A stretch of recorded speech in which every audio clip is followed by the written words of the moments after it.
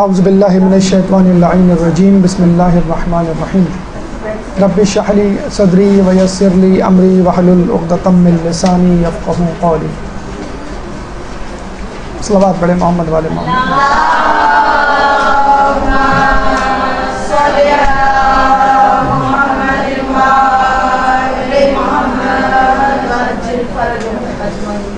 اس سے پہلے ہمارا ایک درس شیطان کے پھندے آپ کے سامنے پیش کیا گیا تھا اور وہ درس ادھورا رہ گیا تھا. آج اسی درس کو آگے بڑھاتے ہوئے اس کا حصہ دویم یا پارٹ 2 آپ کے سامنے پیش کیا جا رہا ہے. اور اس پہلے درس میں شیطان کے پھندے کے حوالے سے جو دیا گیا تھا اس میں فقط ایک ہی پھندا یا ایک ہی طریقہ کار شیطان کا آپ کے سامنے پیش کیا گیا تھا. اور اس سے پہلے شیطان کے حوالے سے قرآنی آیات، روایات، حکایات، تھوڑا سا تعارف شیطان کا آپ کے سامنے رکھا گیا. تو پہلا پھندا جو آپ کے سامنے پیش کیا گیا تھا وہ تکبر کے حوالے سے تھا. اور آپ سے یہ کہا بھی گیا تھا، پوچھا بھی گیا تھا کہ اگر ہمیں شیطان بہکاتا ہے تو شیطان کو کس نے بہکایا؟ جواب تھا شیطان کو اس کے نفس امارہ نے بہکایا، اور نفس امارہ میں بھی تکبر یعنی عقل کی بیماری، عقل کی زیادتی نے اس کو بہکایا. تو اتنا خطرناک مرض ہے غرور و تکبر کہ جس کے جھانسے میں آ کر شیطان جو ہے وہ شیطان بن بیٹھا. دوسرا پھندا اور اس کے بعد آنے والے مزید پھندے انشاءاللہ ہم آپ کے سامنے گوش گزار کرنے والے ہیں. تو آئیے شیطان کے بقیہ پھندوں کی طرف چلتے ہیں. درود پڑھ دیں محمد والے محمد.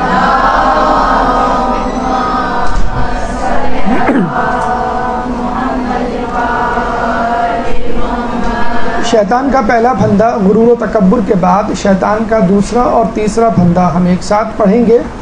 اس کی وجہ کچھ یوں بھی ہے کہ یہ وہ اولین گناہ ہے یا یہ وہ اولین ترک اولا ہے جو روئے زمین پر کائنات میں ہوا. اور اس حوالے سے بھی یہ دونوں اہم ہیں کہ شیطان نے باقاعدہ ان کو ڈسکلوز کیا. دیکھیں شیطان کے پھندے ویسے تو ہر گناہ جو ہے، ہر بہکاوا جو ہے، ہر ترغیب گناہ جو ہے وہ شیطان کا پھندا ہے. لیکن وہ باتیں، وہ محاذ، وہ طریقہ کار، وہ حکمت عملیہ کہ جس کے تحت شیطان ہمیں بہکاتا ہے اور جس کو اس نے کسی موقع پر کسی نبی، امام یا ولی اللہ کے سامنے ڈسکلوز کیا کہ میں اس طرح بہکاتا ہوں، تو وہ پھندے ہمارے لیے اور زیادہ امپورٹنٹ ہو جاتے ہیں کہ شیطان اپنی زبان سے اس بات کا اقرار کر رہا ہے کہ میں اس ذریعے سے لوگوں کو بہکاتا ہوں. تو کہتے یہ ہیں کہ حضرت نوح علیہ السلام جب لوگوں کو اپنی کشتی میں بٹھا کر لے گئے جو ان کے ماننے والے تھے، تو شیطان نے باقاعدہ آ کر نوح علیہ السلام کا شکریہ ادا کیا کہ آپ نے ایک بڑے لمبے عرصے تک کے لیے مجھے ایک ریسٹ دے دیا، کیونکہ جو لوگ آپ کی کشتی میں سوار نہیں ہوئے ان کو اللہ تعالیٰ نے عذاب سے ہلاک کر دیا، اور یہ وہ لوگ تھے جن پر مجھے محنت کرنی پڑتی تھی. اور اب جو لوگ آپ کے ساتھ کشتی میں سوار ہیں ان لوگوں پر میرا کوئی بس نہیں، اور اس لیے کچھ عرصے تک مجھے ایک آرام کا موقع مل گیا ہے. اور اس شکریہ کے عوض میں آپ کو ایک اہم بات بتانے جا رہا ہوں. اور کہتے ہیں کہ 5 باتیں شیطان نے کہی تھی کہ میں آپ کو 5 میں سے 3 باتیں بتلانا چاہتا ہوں. نوح علیہ السلام نے اللہ تعالیٰ سے مشاورت کی تو اللہ تعالیٰ نے کہا کہ اس سے کہو کہ مجھے وہ 2 باتیں بتلائے 3 کو چھوڑ کر. تو شیطان نے کہا ٹھیک ہے، میں تمہیں 3 کی بجائے 2 دوسری والی باتیں جو میں نہیں بتانا چاہ رہا تھا وہ تمہیں بتاتا ہوں. 3 باتیں میں نہیں بتا رہا. تو جو 2 باتیں شیطان نے نوح علیہ السلام سے کی وہ یہ کہ 2 چیزوں سے بچنا، حسد اور حرص. یہ میرے بدترین پھندوں میں سے 2 پھندے ہیں. حسد میں نے کیا آدم علیہ السلام پر کہ وہ مجھ سے اولا ہیں، افضل ہیں، اور میں کمتر کیوں ہوں. اور حرص آدم علیہ السلام نے کی. اچھا، حرص بساد خود ایک گناہ نہیں لیکن ایک عیب ہے، اخلاقی برائی ہے، کیونکہ حرص بہت سارے گناہوں کا پیش خیمہ ہوتی ہے. اور آدم علیہ السلام نے جو حرص کیا وہ گناہ نہیں تھا، وہ ایک ترک اولا تھا. اس کا ہم تذکرہ پہلے بھی کر چکے ہیں، جس کی وجہ سے آدم علیہ السلام کو جنت سے زمین پر آنا پڑا. تو حرص بذات خود بری چیز نہیں، لیکن چونکہ حرص انسان کو مختلف گناہوں کی طرف، حرام کی طرف لے جاتی ہے، اس لیے بری ہے۔ حسد کے حوالے سے آپ کو معلوم ہے کہ خود شیطان کا واقعہ تفصیل کے ساتھ تاریخ میں درج ہے، اور آپ بھی اس واقعے سے واقف ہیں کہ حسد اور غرور کتنی بڑی برائیاں ہیں۔ غرور سمجھ لیجئے ایک سپیریورٹی کمپلیکس کا آؤٹ کم ہے، کہ اگر کوئی انسان سپیریورٹی کمپلیکس میں مبتلا ہو کہ میں بہت کچھ ہوں، میں سب سے افضل ہوں، سب سے بہتر ہوں، سب مجھ سے کمتر ہیں، لک ڈاؤن اپاؤن، حقارت سے دیکھنا، تحقیر کرنا لوگوں کی شروع کر دے سپیریورٹی کمپلیکس میں، تو وہ غرور کہلائے گا۔ اور اگر کوئی شخص انفیریورٹی کمپلیکس میں مبتلا ہو کہ میں فلاں سے کمتر ہوں، یہ چیز اس کو حسد کی طرف لے جاتی ہے، یعنی اپنے آپ کو برتر سمجھنا غرور کی طرف لے جاتا ہے، اور اپنے آپ کو کسی خاص شخصیت سے کمتر سمجھنا۔ اچھا، کمتر سمجھ کر اپنے آپ میں عجز و انکساری پیدا کرنا ایک الگ بات ہے، لیکن کمتر ہونے کے باوجود آدمی دعویٰ کرے کہ نہیں میں اس سے برتر ہوں، یہ چیز اس کو حسد کی طرف لے جاتی ہے۔ جیسے شیطان، پہلے اس نے تکبر کیا، کیوں؟ وہ یہ سمجھ رہا تھا کہ میں افضل ہوں، لیکن جب اس کو بعد میں احساس ہو گیا کہ آدم ہی افضل ہے، تو پھر اس نے آدم سے حسد کرنا شروع کر دیا۔ اور یہ حسد کہتے ہیں کہ نسل در نسل چلا، شیطان کی اولاد میں بھی اور آدم کی اولاد میں بھی۔ شورا کے موقع پر جب ابن عباس سے پوچھا گیا، یا شورا کے بعد خلافت کے حوالے سے، تو لوگوں نے حسد کے حوالے سے گفتگو کی، تو انہوں نے بڑی اچھی بات کی، کہا کہ ہم وہ لوگ ہیں جن سے حسد کیا گیا، کیونکہ ہم ابن آدم یعنی آدم علیہ السلام کی اولاد میں سے ہیں، تو اس میں تعجب کی کیا بات؟ تو حسد جو ہے وہ نسل در نسل چلا، آدم علیہ السلام سے کیا گیا، انبیاء سے کیا گیا، انبیاء کے اولیاء، اوصیاء اور ان کے وزیروں جانشینوں سے کیا گیا، اس کے بعد آنے والے ائمہ سے کیا گیا۔ اور ائمہ کے دور میں جو لوگ یہ سمجھتے تھے کہ امام کی موجودگی سے ان کے مرتبے، فضیلت، منصب میں کچھ کمی آ رہی ہے، اور لوگ ان کو وہ توجہ نہیں دے رہے جو دینا چاہیے، تو وہ امام سے حسد میں مبتلا ہو گئے۔ مثلا ہمارے نوے امام تقی علیہ السلام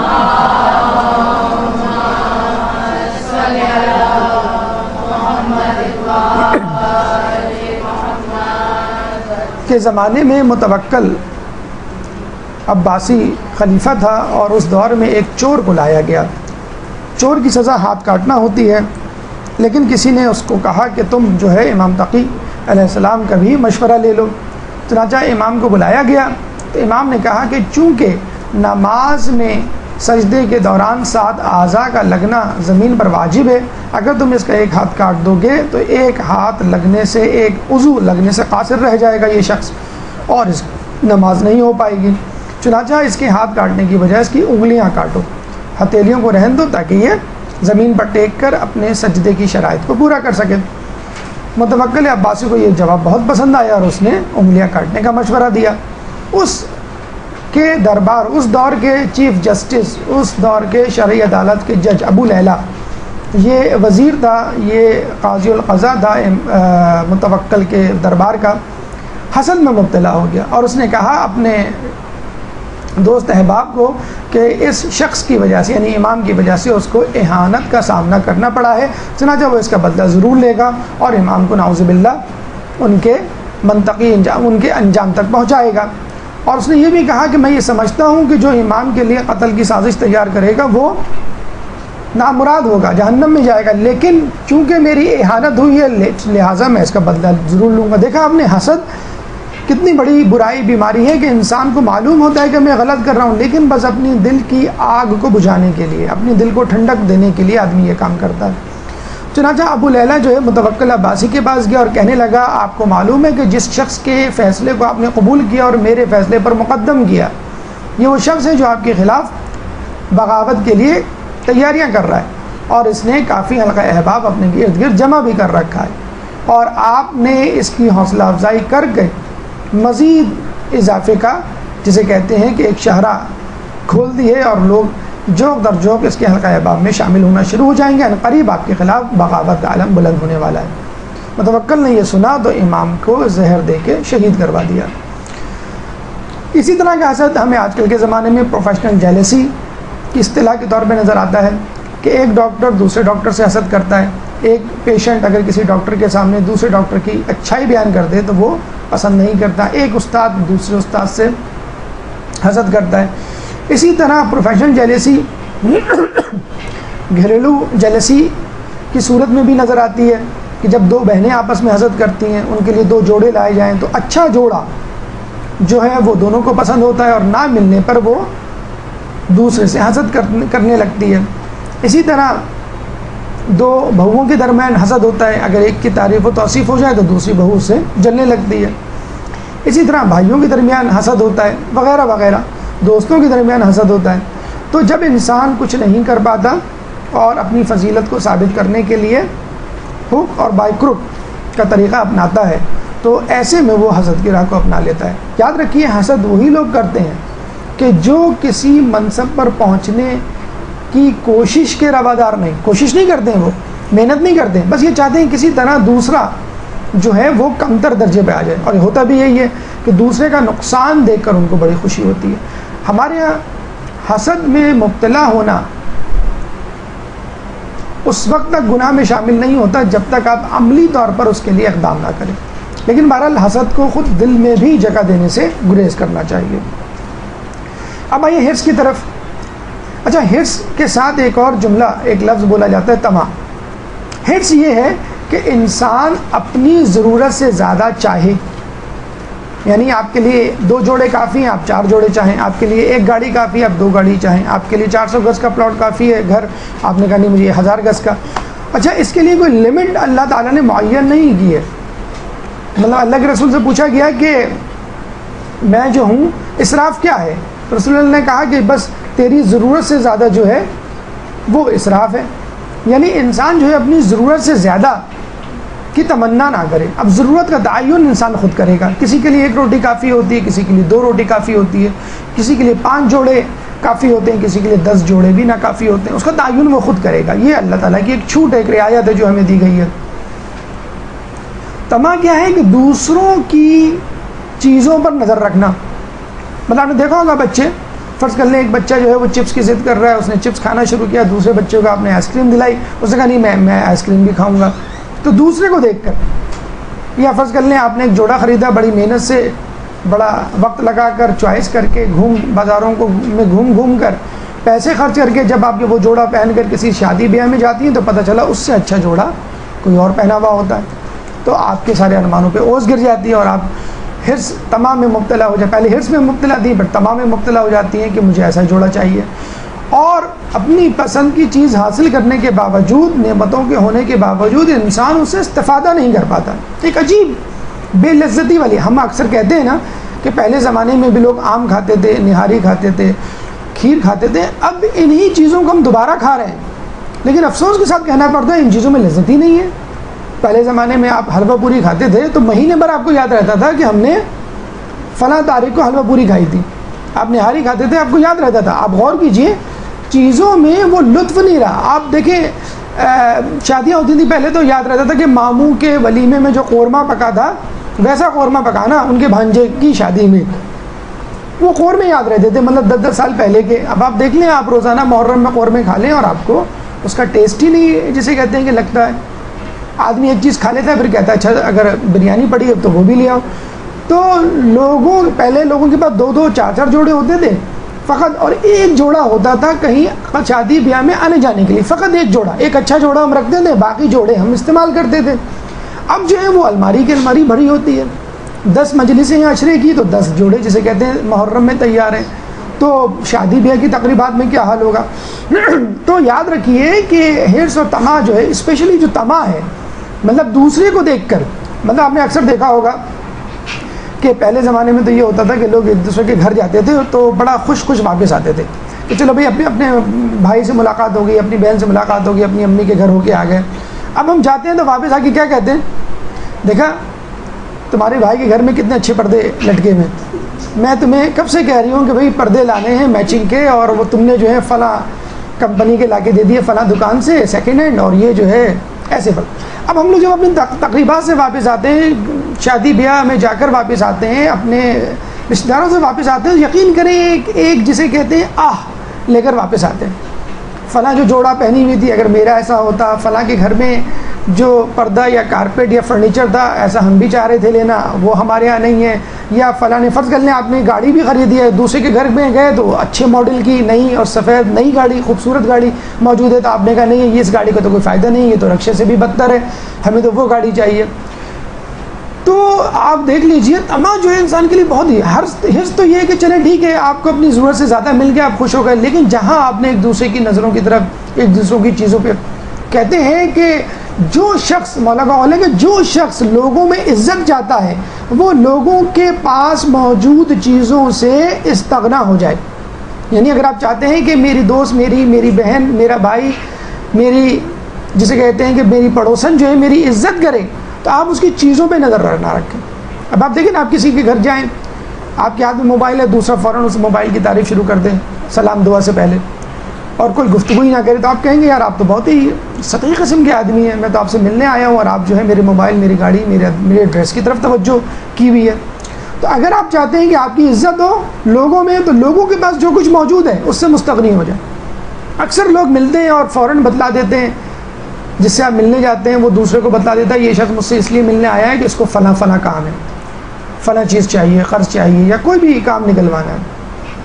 تو حرص و طمع جو ہے انسان کو کہیں کا نہیں چھوڑتے، اور ایک گناہ بے لذت جسے کہتے ہیں کہ نعمتوں کے ہونے کے باوجود ایک بے لذتی کی کیفیت ہوتی ہے۔ یہ شاید واقعہ ہم نے آپ کو سنایا بھی ہو، لیکن حرص کے حوالے سے بڑا اچھا جسے کہتے ہیں کہ واقعہ مچھیرا اور مچھلی کا، کہ ایک مچھیرا تھا اس نے مچھلی پکڑی، مچھلی جب جال میں آئی تو اس نے کہا مجھے چھوڑ دو میں تمہاری ایک خواہش پوری کروں گی۔ اس نے چھوڑ دیا بغیر کسی خواہش کے۔ جب وہ گھر آیا تو اس کی بیوی نے کہا کہ تم مجھ سے کچھ مانگی لیتے۔ دوسری مرتبہ مچھیرا گیا تو اس نے کہا کہ ٹھیک ہے تم میرا جال اور میری کشتی کو نیا بنا دو، یہ ٹوٹ پھوٹ گئے اور جال جگہ جگہ سے پھٹ گیا ہے تاکہ میرا روزگار جو ہے مستحکم ہو سکے۔ تو مچھلی نے کہا جاؤ تمہارے گھر نیا جال اور نئی کشتی تیار ہے۔ وہ گیا تو نیا جال اور نئی کشتی پڑی ہوئی تھی، وہ بڑا خوش ہوا۔ کچھ اس کے بعد اس کی بیوی نے کہا کہ اگر وہ مچھلی دوبارہ ملے اس کو تم اپنے جال میں پکڑو تو یہ کہنا کہ ہمیں ایک گھر چھوٹا سا چاہیے، ایک جھوپڑی میں رہتے رہتے ہمارے بہت دن گزر گئے۔ تو وہ گیا مچھلی پکڑی، مچھلی نے پھر وہی جملہ کہا، اس نے کہا مجھے ایک چھوٹا سا گھر چاہیے، جھوپڑی کافی نہیں۔ تو مچھلی کہتی ہے ٹھیک ہے تم گھر جاؤ، چھوٹا سا گھر تمہارا انتظار کر رہا ہے۔ وہ واپس آیا تو گھر موجود تھا۔ کچھ اس کے بعد اس کی بیوی نے کہا کہ اگر وہ یہ کام کر سکتی ہے تو وہ ہمیں بڑا گھر بھی دے سکتی ہے محل جیسا، تو اس کو کہو کہ ہمیں محل جیسا گھر چاہیے۔ تیسری مرتبہ واپس آیا تو محل جیسا گھر موجود تھا۔ کچھ عرصے بعد بیوی نے کہا کہ ایسے محل کا کیا فائدہ، نہ تم بادشاہ ہو نہ میں ملکہ، تو جاؤ اس سے کہو کہ تمہیں بادشاہ چاہیے اور میں ملکہ بننا چاہتی ہوں۔ تو چوتھی مرتبہ بیچارہ گیا، اس نے مچھلی پکڑی، مچھلی نے کہا کہ کیا خواہش ہے، اس نے کہا میں بادشاہ بننا چاہتا ہوں، میری بیوی ملکہ۔ انہوں نے کہا جاؤ شہر کے لوگ ملک کے افراد جو ہیں تمہارے لیے ہار لے کے کھڑے ہوئے ہیں، تم بادشاہ سلامت بن چکے ہو۔ وہ گیا تو لوگ کھڑے ہوئے تھے ہار پھول لے کے، وہ بادشاہ بن گیا، اس کی بیوی ملکہ بن گئی۔ اب دن گزرتے گئے، اس سے زیادہ آپ کو کیا چاہیے، لیکن حرص۔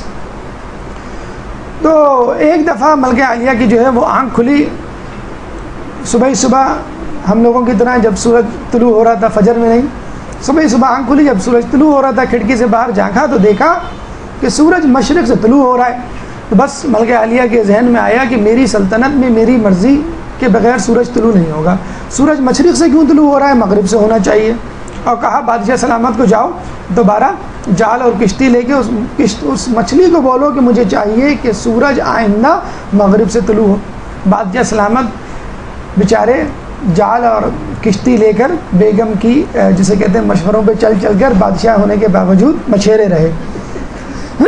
دریا پہ گئے، مچھلی پکڑی، مچھلی نے پوچھا کیا چاہیے، تمہیں سب کچھ مل گیا؟ کہنے لگے نہیں میں چاہتا ہوں کہ سورج مغرب سے طلوع ہو۔ تو مچھلی نے کہا جاؤ تمہارا پرانا گھر، کٹیا، پرانا جال، پرانا کشتی اور پرانی کشتی تمہارا انتظار کر رہے ہیں۔ واپس آیا تو وہی اپنی حالت پر واپس آ چکا تھا۔ تو کہنے کا مقصد یہ ہے کہ یہ حکایت اس لیے ہے کہ انسان جب حرص کرتا ہے تو اس کی حرص خدائیت الہیت میں جا کے رکتی ہے، بس میں خدا بننا چاہتا ہوں۔ دیکھیے ہمیشہ یاد رکھیں لذت نعمت کے اندر نہیں ہے، لذت اس دل میں ہے، اس شخصیت میں ہے، اس نفس میں جو اس لذت کو استعمال کر رہا ہے۔ ورنہ آپ روزہ رکھتے ہیں تو آپ یہ نہیں پوچھتے ہیں کہ افطار میں کیا ہے، ہاں دوپہر کے کھانے میں آپ پوچھتے ہیں کہ ابھی کھانے میں کیا پکایا، چاول پکائے، میں نے چاہا تھا کہ آج میرا جی چاہ رہا تھا روٹی کھانے کا، اچھا روٹی پکائی ہے، میرا جی چاہ رہا تھا کہ آج اگر رہتا ہوتا اس کے ساتھ رہتا ہے تو اگر پاپڑ بھی ہوتا، مطلب ایک لسٹ آپ کے ذہن میں خود بخود. لیکن ایک انسان بھوکا ہو اور اس سے آپ پوچھیں کیا کھاؤ گے، وہ کہ کبھی زہر بھی لا دو تو کھا لوں گا، مجھے اتنی بھوک لگ رہی ہے. تو جب آدمی حرص میں مبتلا ہوتا ہے تو ہر چیز اس کو کم تر لگتی ہے، اور ایک لامتناہی سلسلہ ہے. کہتے ہیں مولا کا قول ہے کہ لالچ تھکاوٹ کی سواری ہے. حرص جو ہے وہ ایک ایسی سواری ہے جس پہ آدمی چلتا چلا جاتا ہے لیکن کچھ نہیں ملتا ہے سوائے تھکاوٹ کے. بلکہ اس کے ساتھ ہوتا کیا ہے، لالچ کی سواری اپنے سوار کو مار ڈالتی ہے. آپ نے دیکھا شہزادی یہ مچھیری کی کہانی میں کس طرح وہ اپنے دور میں واپس آ گئے. ہارون، فرعون، قارون، نمرود، شداد، یہ سب جو تھے بادشاہ بننے سے پہلے خدائی کا دعویٰ نہیں کیا انہوں نے، لیکن جب بادشاہ بن گئے تو انہوں نے کہا ٹھیک ہے، جب میں سب کچھ ہو گیا ہوں تو خدا بھی مجھے ہونا چاہیے. ہمیشہ یاد رکھیے کہ رزق تقسیم ہو چکا، حریص محروم ہو چکا. اگر آپ یہ چاہتے ہیں کہ میں اپنی حرص اور لالچ کا اظہار کر کے خدا سے مانگوں اور کچھ اور مل جائے تو یہ عبث ہے. رزق تقسیم ہو چکا ہے، جو آپ کے نصیب میں لکھا جا چکا وہ لکھا جا چکا. اب مزید آپ لالچ کر کے اپنے آپ کو لالچ کی سبب مطلب اگر آپ خواہش کریں کہ مجھے اور مل جائے تو نہیں ملے گا. اور دو بھوکے کبھی سیر نہیں ہوتے، علم کا بھوکا اور مال کا بھوکا. ہاں علم کا بھوکا اگر سیر نہیں ہوتا تو اس کے لیے ثواب ہے، اور علم کی جدوجہد میں اس کو مسلسل ایک جسے کہتے ہیں اجر مل رہا ہے.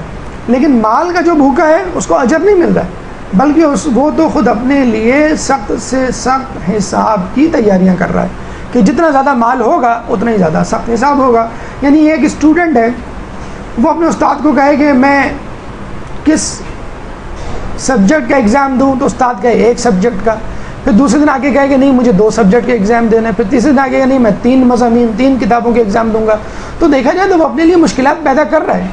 جب استاد نے کہہ دیا کہ ایک مضمون کا، ایک سبجیکٹ کا، ایک کتاب کا امتحان دینا کافی ہے، تو پھر آپ اپنے آپ کو مشکل میں کیوں ڈال رہے ہیں؟ جب اللہ تعالیٰ نے آپ کو اتنا مال دیا ہے کہ جس کا آپ حساب دے سکتے ہیں، تو آپ مزید مال حاصل کر کے اپنے آپ کو مزید سخت حساب میں کیوں مبتلا کرنے کی، جسے کہتے ہیں کہ اپنے آپ کو کوشش کر رہے ہیں. ہاں اگر آپ کو حرص کرنی ہے تو کس میں کیجئے؟ بہشت کے درجات میں سبقت لے جانے سے بڑھ کر کوئی اور حرص نہیں ہے. یہ حرص ہے جو جائز ہے. مثلا ایک شخص نیک ہے، عالم ہے، علم دین رکھتا ہے، تقویٰ رکھتا ہے، اب آپ اسے کمپٹیشن کیجئے تقوی کا، علم کا، لیکن اس لیے نہیں کہ اس کی عزت ہے تو میری بھی عزت ہو جائے گی، اس کی شہرت ہے تو میری بھی شہرت ہو جائے گی، لوگ اس کی تعریف کرتے ہیں تو میری بھی تعریف کریں گے. نہیں، یہ کمپٹیشن جائز نہیں ہوگا. جائز کیا ہوگا کہ اللہ اس سے خوش ہے، میں چاہتا ہوں اللہ مجھ سے بھی خوش ہو جائے. اللہ اس سے جتنا خوش ہے اللہ اس سے زیادہ مجھ سے خوش ہو جائے. اس صورت میں آپ ہر وہ کام کریں گے جو اللہ کو پسند ہوگا. جبکہ دوسری صورت میں، اول و ذکر صورت میں، آپ کیا کریں گے کہ آپ ہر وہ کام کریں گے جس سے آپ کو شہرت ملے، ہر وہ کام کریں گے جس سے آپ کو عزت ملے، اور اس کی عزت، شہرت یا مال و دولت زائل ہونے پر اپنی خوشی کا اظہار کریں گے. بہشت کے درجات کے لیے حرص جائز ہے، بشرط یہ کہ خدا کی خوشنودی کے لیے ہو. یعنی اگر کوئی نیک عمل آپ کر رہے ہیں تو نیک عمل خدا کی خوشنودی کے لیے ہو، نہ کہ لوگوں کی خوشنودی کے لیے ہو. اب آئیے چوتھی، پانچویں اور چھٹی، جسے کہتے ہیں چال، چوتھا، پانچواں، چھٹا پھندا جو شیطان جو ہے ہمارے لیے تیار رکھتا ہے. اچھا اتفاق کی بات یہ ہے کہ یہ بھی نوح علیہ السلام کے ساتھ ہی پیش آیا کہ نوح علیہ السلام نے شیطان سے کہا کہ تم اتنے عرصے سے اللہ تعالیٰ کی نافرمانی کر رہے ہو، تمہیں اپنا انجام معلوم ہے، تو تم گناہ سے توبہ کیوں نہیں کر لیتے؟ اللہ تعالیٰ کے توبہ کا دروازہ کھلا ہوا ہے. تو شیطان نے کہا کہ میں اتنا زیادہ خدا کو ناراض کر چکا ہوں کہ اب کسی صورت میں خدا مجھے معاف نہیں کرے گا. تو نوح علیہ السلام نے کہا ٹھیک ہے، میں تمہاری سفارش کیے دیتا ہوں، ہو سکتا ہے خدا معاف کر دے، اور کوشش کر لینے میں کیا حرج ہے. نوح علیہ السلام گئے اللہ تعالیٰ کے پاس اور شیطان کے لیے استغفار طلب کی. تو اللہ تعالیٰ نے کہا کہ ٹھیک ہے، شیطان کو کہو جس چیز کے انکار نے اس کو آئندہ درگاہ کیا میری لعنت کا مستحق ٹھہروایا اسی کام کو اب دوبارہ کر لے۔ آدم علیہ السلام تو زندہ نہیں، آدم علیہ السلام کی قبر کو سجدہ کر لے تو میں سمجھ جاؤں گا اس نے اپنے آپ کو کمتر اور اعظم کو افضل جان لیا۔ تو اس کو کہو کہ آدم کی قبر کو سجدہ کرے، جو کہ نجف اشرف میں ہے مولا علی کی قبر کے ساتھ۔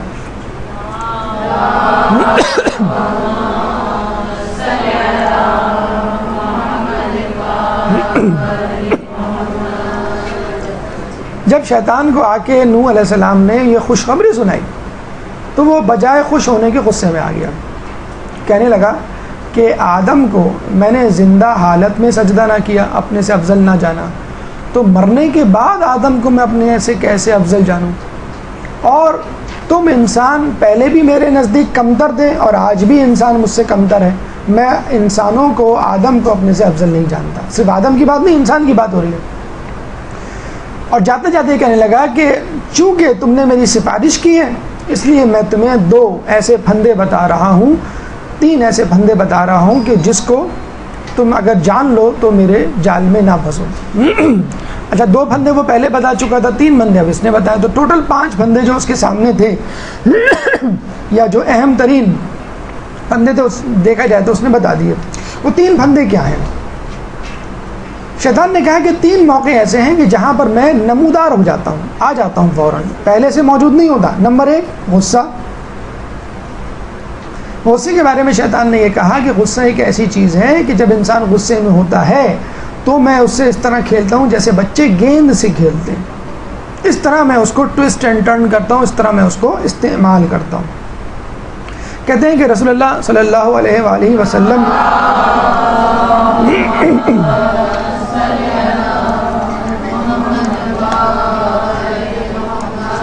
کے زمانے میں ایک سردار قبیلے کا رسول کے پاس آیا اور کہنے لگا کہ میں بہت زیادہ نصیحتوں پہ تو عمل نہیں کر سکتا، کوئی ایک نصیحت کیجیے مجھے۔ اب رسول اللہ بھی حکمت عملی کے تحت، تبلیغ کی حکمت کے تحت ہر کسی کو مختلف نصیحت کرتے تھے اس کی طبیعت اور ماحول کے مطابق۔ سردار سے کہا تم غصہ نہ کرنا، اس نے یہ بات اپنی گرہ میں باندھ لی۔ واپس گیا تو پتہ چلا کہ اس کے قبیلے والے جنگ کی تیاری کر رہے ہیں۔ پوچھا کیوں؟ قبیلے والوں نے کہا کہ ہم نے ایک دوسرے قبیلے والے کا ایک آدمی مار دیا ہے، یعنی ہمارے قبیلے کے ایک شخص نے دوسرے قبیلے کے شخص کو قتل کر دیا ہے، اب دوسرا قبیلہ اس کا بدلہ لینے کے لیے آ رہا ہے اور ہمیں بھی اب جانا ہے تیاری کے لیے۔ سردار بھی تیار ہو گیا، گھوڑے پہ زین بختر زرہ ڈھال تلوار لیے چل پڑا ان کے ساتھ۔ رستے میں اس کو خیال آیا کہ رسول اللہ نے نصیحت کی تھی کہ غصہ نہ کرنا۔ عین میدان جنگ میں وہ اپنے گھوڑے سے اترا، واپس اپنے خیمے میں آیا، زرہ بختر ڈھال تلوار جو بھی جنگی اسلحہ ساز و سامان تھا وہ اتارا اور عام سے کپڑے، سرداروں والے کپڑے بھی نہیں، ایک عام سے کپڑے پہن کر جس میں کوئی شان و شوکت نہیں تھی وہ پہن کر میدان جنگ میں واپس آیا۔ اب اس کے قبیلے والے بھی پریشان اور سامنے والے قبیلے والے بھی پریشان جو جنگ کے لیے بالکل تیار آمادہ تھے۔ اچھا عربوں میں یہ ہوتا ہے کہ جنگ سے پہلے اپنے مدعا بیان کیا جاتا ہے، کوئی صلح کی تجویز دی جاتی ہے، کوئی تیسرا راستہ اختیار کرنے کے لیے آپشن ڈھونڈا جاتا ہے۔ سردار نے کہا کہ دیکھو میرے قبیلے والوں نے، میرے قبیلے کے ایک شخص نے تمہارے قبیلے کے ایک شخص کو قتل کر دیا ہے، اگر تم کہو تو میں وہ شخص تمہارے حوالے کر دوں تاکہ تم بدلہ لے لو، اور اگر تم چاہو تو قصاص لے لو، میں پیسہ دینے کے لیے تیار ہوں، اور اگر تم چاہو تو مجھے قتل کر سکتے ہو اس شخص کی جگہ، ورنہ یہ جو ہم کرنے جا رہے ہیں جنگ اس میں مزید نقصان کا احتمال ہے، ہو سکتا ہے تمہارے بھی افراد قتل ہو جائیں مزید ایک کی بجائے، ایک تو پہلے قتل ہو چکا ہے اور ہمارے بھی، اور حاصل کچھ نہ ہے اور دشمنی برسوں چلتی رہے۔ یہ سن کر سامنے قبیلے والے بڑے حیران و پریشان ہوئے کہ کہاں اتنا شان و شوکت کا سردار کہاں عجز و انکساری سے ہمارے ساتھ بات کر رہا ہے، اور اس کی یہ ادا اتنی پسند آئی کہ دوسرے قبیلے والوں نے پورے قبیلے کو معاف کر دیا، کہا کہ ہم قصاص بھی نہیں لیں گے، آج سے تم ہمارے دوست۔ تو یہ تھا غصے کو قابو کرنے کا، نرمی کو اختیار کرنے کا انجام۔ اکثر آپ نے یہ خبریں سنی بھی ہوں گی، شاید ٹی وی پہ دیکھا ہوگا کہ ایک زمانے میں پاکستان اور انڈیا کے درمیان بڑی ٹینشن تھی اور جنگ ہونے والی تھی، باقاعدہ فوجیں بھی بارڈرز پہ آ گئی تھی، تو ہمارے اس وقت کے پریزیڈنٹ جو ہیں وہ انڈیا چلے گئے، اس وقت انڈیا پاکستان کا میچ ہو رہا تھا کرکٹ کا، اور جیسے ہی وہ ظاہر بات ہے ایئرپورٹ پہ اترے، یہ اصول ہے کہ دوسرا جو پریزیڈنٹ اس ملک کا ہے وہ اس کو ریسیو کرنے آتا ہے، وہ اس کو ریسیو کرنے آیا، پھر دونوں میچ بھی دیکھنے گئے۔ اب ظاہر بات ہے دونوں پریزیڈنٹ جب میچ دیکھ رہے ہوں تو وہ لڑیں کب؟ تو وہ بیچارے انڈیا کے پریزیڈنٹ جو ہے وہ کول ڈاؤن ہو گئے. اور ابھی کچھ عرصے پہلے بھی جب مشرف کا دور تھا تو این ایک کانفرنس، بین الاقوامی کانفرنس میں مشرف اپنی سیٹ سے اٹھ کر جاتا ہے اٹل بہاری واجپئی کے سامنے اور اپنا ہاتھ پھیلا دیتا ہے، مطلب کچھ لینے کے لیے نہیں، ہاتھ ملانے کے لیے. ورنہ پاکستان میں لوگ ہاتھ پھیلانے کا مقصد اکثر یہی لیتے ہیں. تو وہ بیچارہ پریشان ہو گیا اور اس نے ہاتھ ملایا. تو بہرحال یہ دو واقعے بیان کرنے کا مقصد یہ نہیں تھا کہ آپ ہم ان دونوں افراد کو جسے کہتے ہیں سپورٹ کرتے ہیں.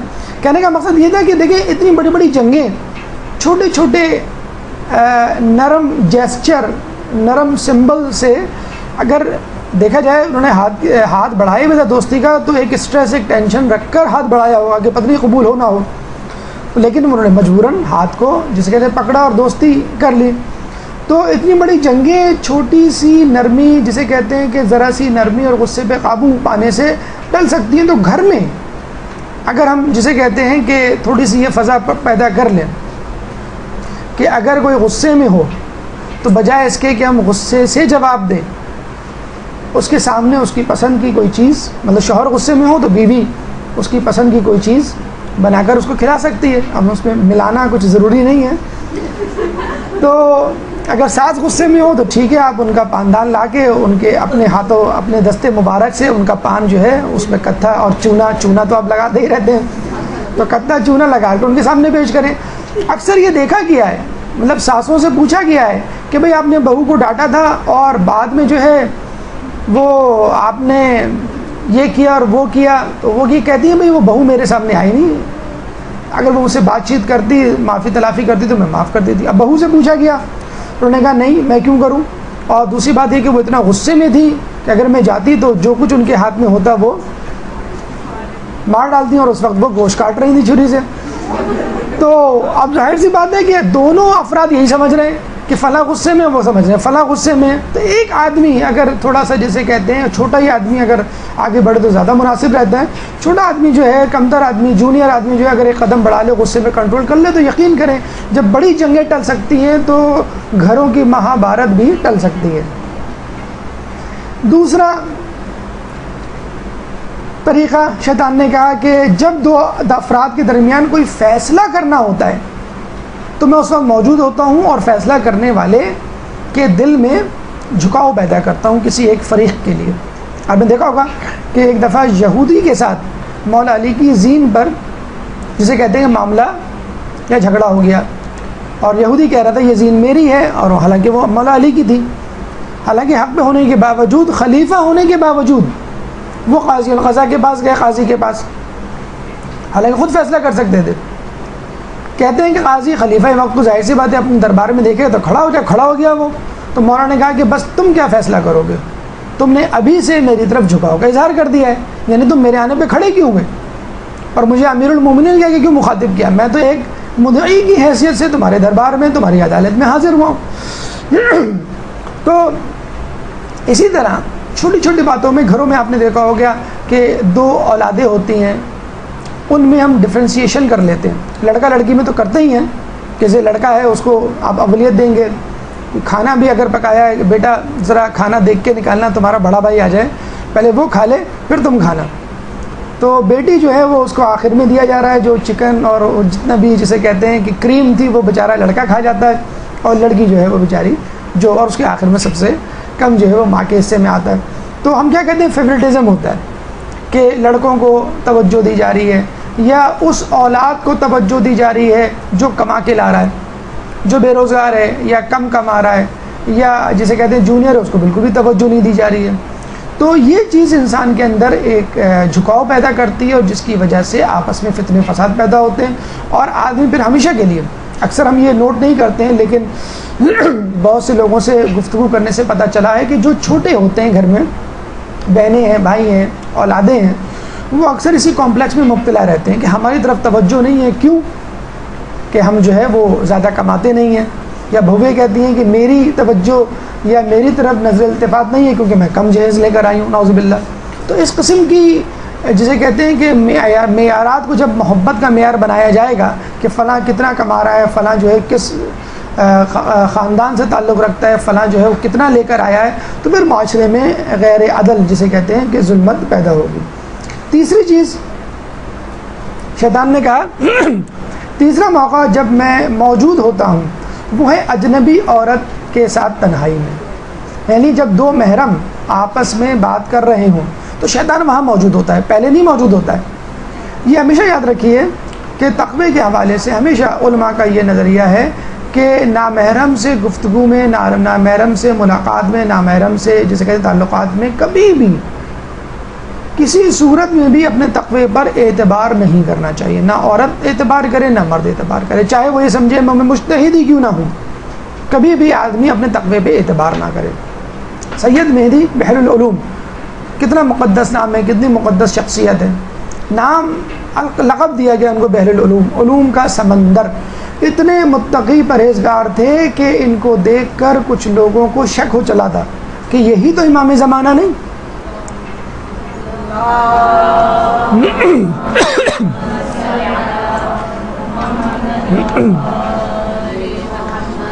ان سے کسی نے پوچھا کہ اگر صحرا میں تنہائی میں آپ کی کسی نامحرم سے ملاقات ہو جائے، انہوں نے کیا جواب دیا؟ خدا مجھے وہ دن نہ دکھلائے۔ مطلب ان کو بھی اپنے تقوی پر اعتبار نہیں تھا۔ تو کبھی بھی اکثر اولادیں بڑے افسوس کے ساتھ کہنا پڑتا ہے، نوجوان اولادوں کو ہم یہ کہیں تو نوجوان اولادیں کیا کہتی ہیں کہ آپ کو ہم پہ اعتبار نہیں۔ بیٹا آپ پہ تو اعتبار ہے، آپ جس سے ملنے جا رہے ہو اس پہ اعتبار نہیں۔ یہ بس ایک چھوٹا سا جملہ ہے جو آپ کہہ سکتے ہیں اپنی بیٹی کو یا اپنے بیٹے کو۔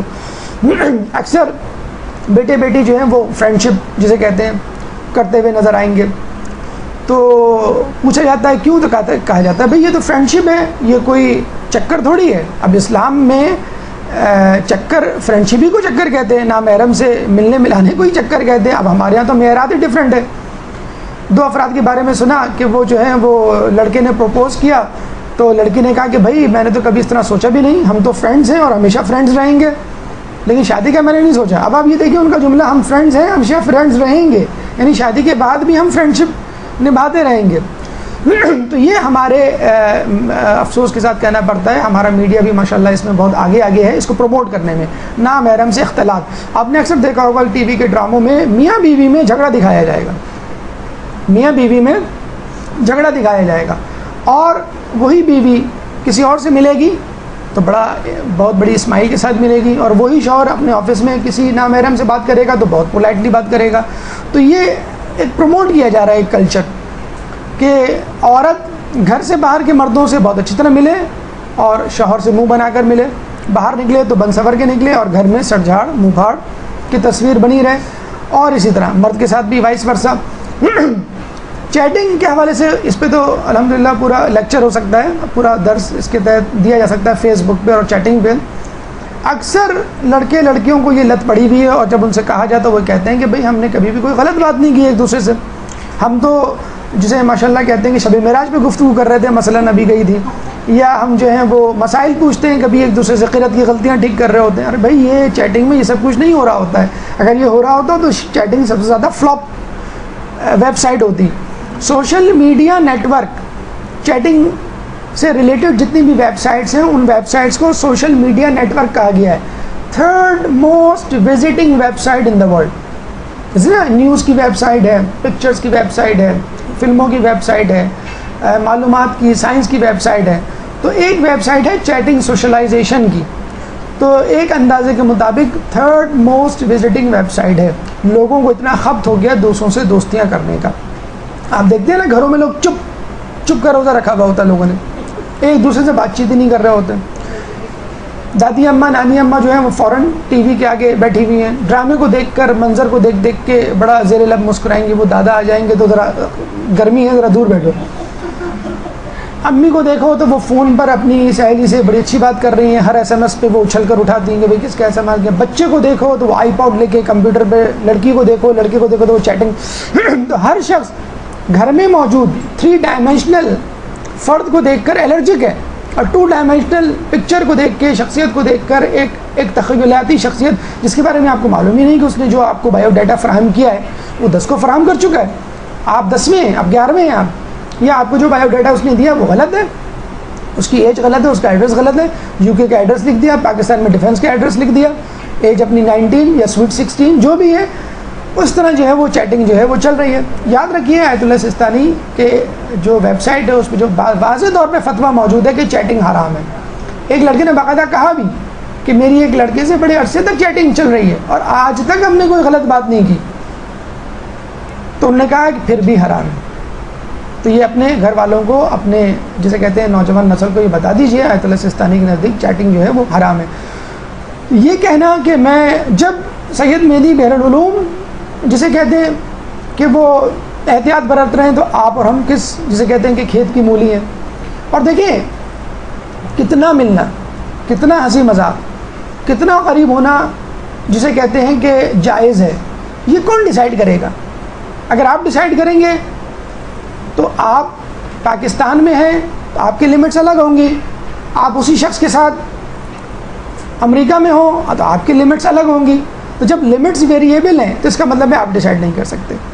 ہاں کون ڈیسائیڈ؟ خدا ڈیسائیڈ کرے گا کہ آپ کو نامحرم سے کیسے بات کرنی ہے، آپ کو اپنی نگاہیں کیسے رکھنی ہے، یا آپ کی مذاق، آپ کے گفتگو میں مذاق کا عنصر ہونا چاہیے کہ نہیں ہونا چاہیے، وغیرہ وغیرہ۔ تو جب اللہ کے رسول نے ایک بات دیکھیں جو کہا گیا نا تلک حدود اللہ تقربوا الزنا تلک حدود اللہ ولا تقربوا، یعنی کہا گیا ہے کہ زنا کے قریب بھی نہ پھٹکو۔ دیکھیں اور گناہ ان کے لیے کہا گیا ہے کہ بھائی تم جھوٹ نہ بولو، تم چغلی نہ کھاؤ، تم چوری نہ کرو، حسد نہ کرو، لیکن زنا کے لیے کیا کیا گیا ہے کہ تم اس کے قریب بھی نہ پھٹکو۔ تو یہ جو چیٹنگ ہے، یہ فلمیں ہیں، یہ جو ڈرامے ہیں، یہ سب کیا ہیں؟ زنا کے قریب کی ٹیمپٹیشنز ہیں، یہ ٹکٹ ہیں۔ ابھی ہم کہتے ہیں نا کہ بھی آپ کو فلاں جگہ اگر جانا ہے تو اس کے ٹکٹ آپ کو اپنے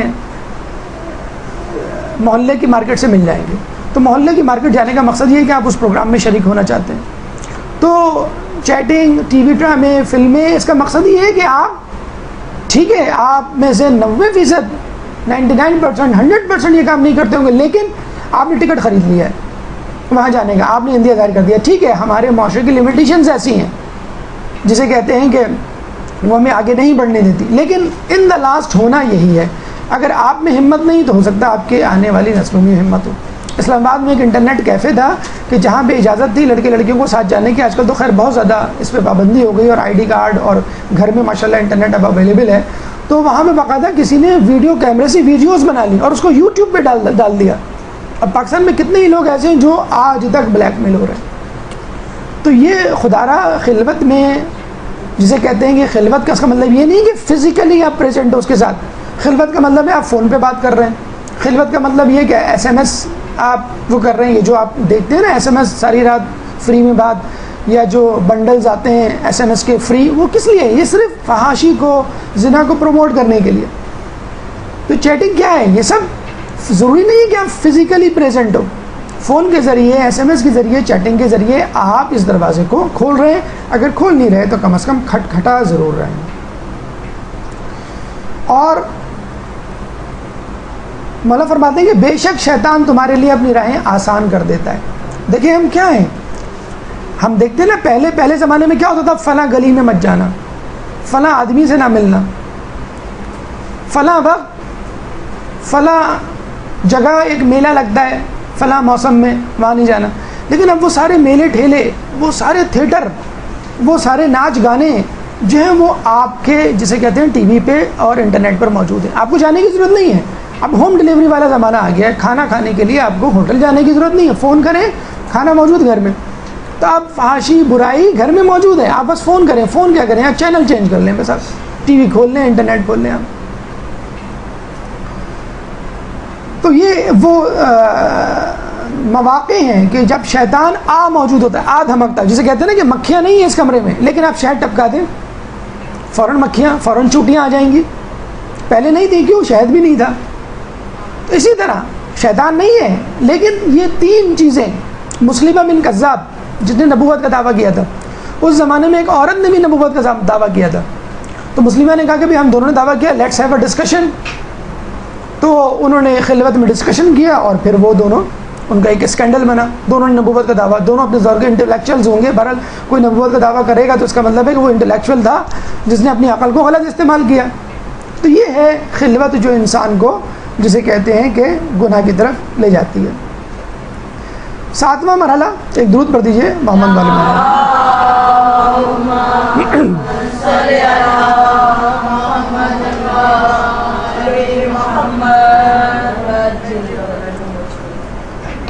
سورہ بقرہ آیت نمبر 268 اللہ فرماتا ہے، یعنی شیطان تم کو فقر سے ڈراتا ہے اور تم کو فحاشی کا حکم دیتا ہے۔ دیکھیں معاشرے میں جس طرح ٹی وی، انٹرنیٹ اور دیگر میڈیاز کے ذریعے فحاشی پھیل رہی ہے، تو آپ کسی فنکار اداکار سے انٹرویو لیں، گلوکار سے پوچھیں کہ آپ یہ کام چھوڑ دیں، سب سے پہلے اس کا کیا جواب ہوگا؟ بھئی میں بھوکا مر جاؤں گا، اگر میں نے یہ کام نہیں کیا تو میں بھوکا مر جاؤں گا۔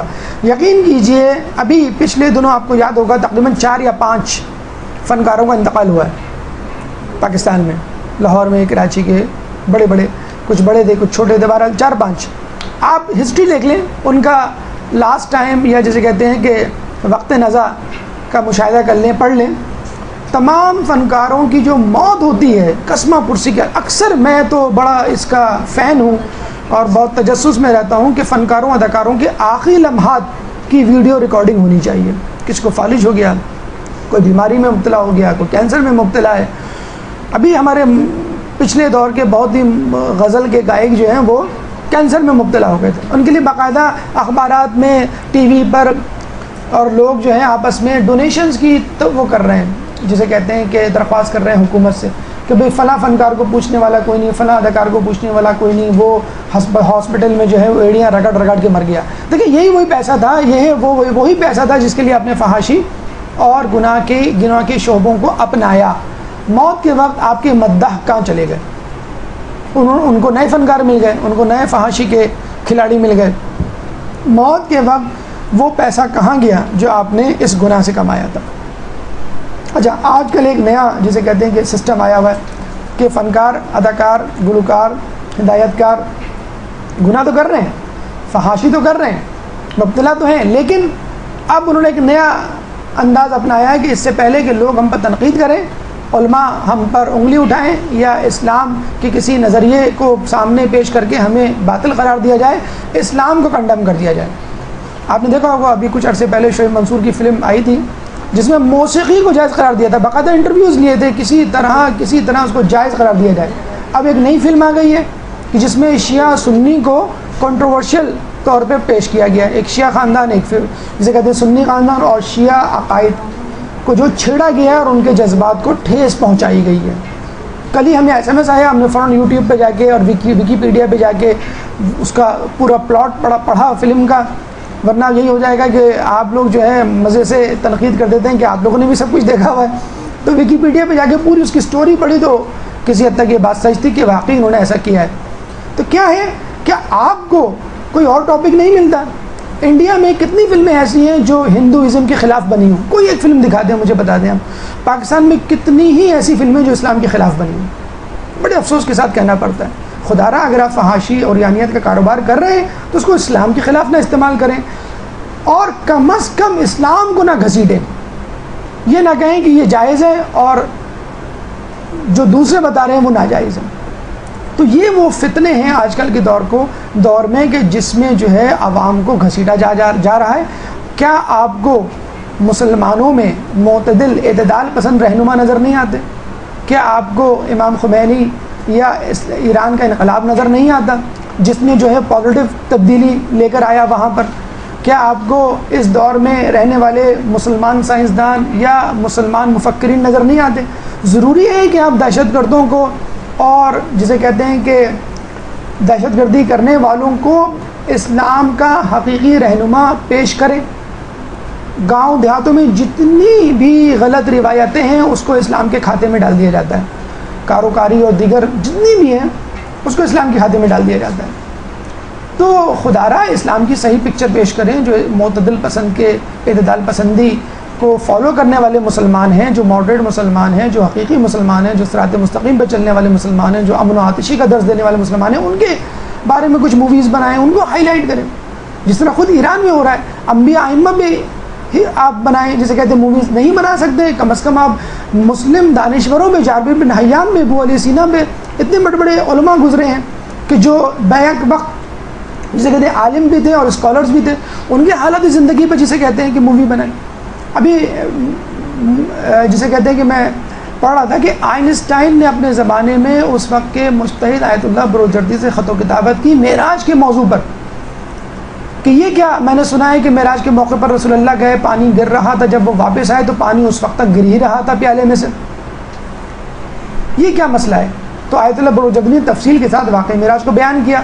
پھر آئنسٹائن نے یہ نقطہ لے کر time dilation theory, theory of relativity اور دیگر نظریات پیش کیے اور کہا کہ شیعہ مذہب ہی سچ ہے. اور کہتے ہیں کہ اس نے باقاعدہ خطوط لکھے اور ڈاکیومنٹ میں یہ مینشن کیا ہے شیعہ مذہب کو میں صحیح مانتا ہوں. اور وہ ڈاکیومنٹ جو ہے $30 لاکھ میں خریدا گیا. لیکن اس کے بعد کہتے ہیں آئنسٹائن اور اس میں موجود جتنے بھی افراد تھے ان کو کسی نہ کسی بہانے سے قتل کر دیا گیا. تو آپ اس قسم کی وکی لیکس کیوں نہیں لاتے؟ وکی لیکس آپ اسی طرح کی لاتے ہیں کہ فلاں سیاستدان نے اتنے پیسے لے لیے، فلاں فوجی عامر نے یہ کیا، فلاں جو ہے ISI کے ایجنٹ نے یہ کیا. وکی لیکس اس طرح کی کیوں نہیں بنتی کہ ہمیں بتلایا جائے کہ ماضی میں یا حال میں مسلمانوں سے تعلق رکھنے والے، اسلام سے تعلق رکھنے والے کتنے ہیروز ہیں جنہوں نے اپنی زندگیوں میں کارہائے نمایاں انجام دیے اور معاشرے کو ایک امن کا گہوارہ بنایا ہے. ایک درود پڑھ دیں محمد والے.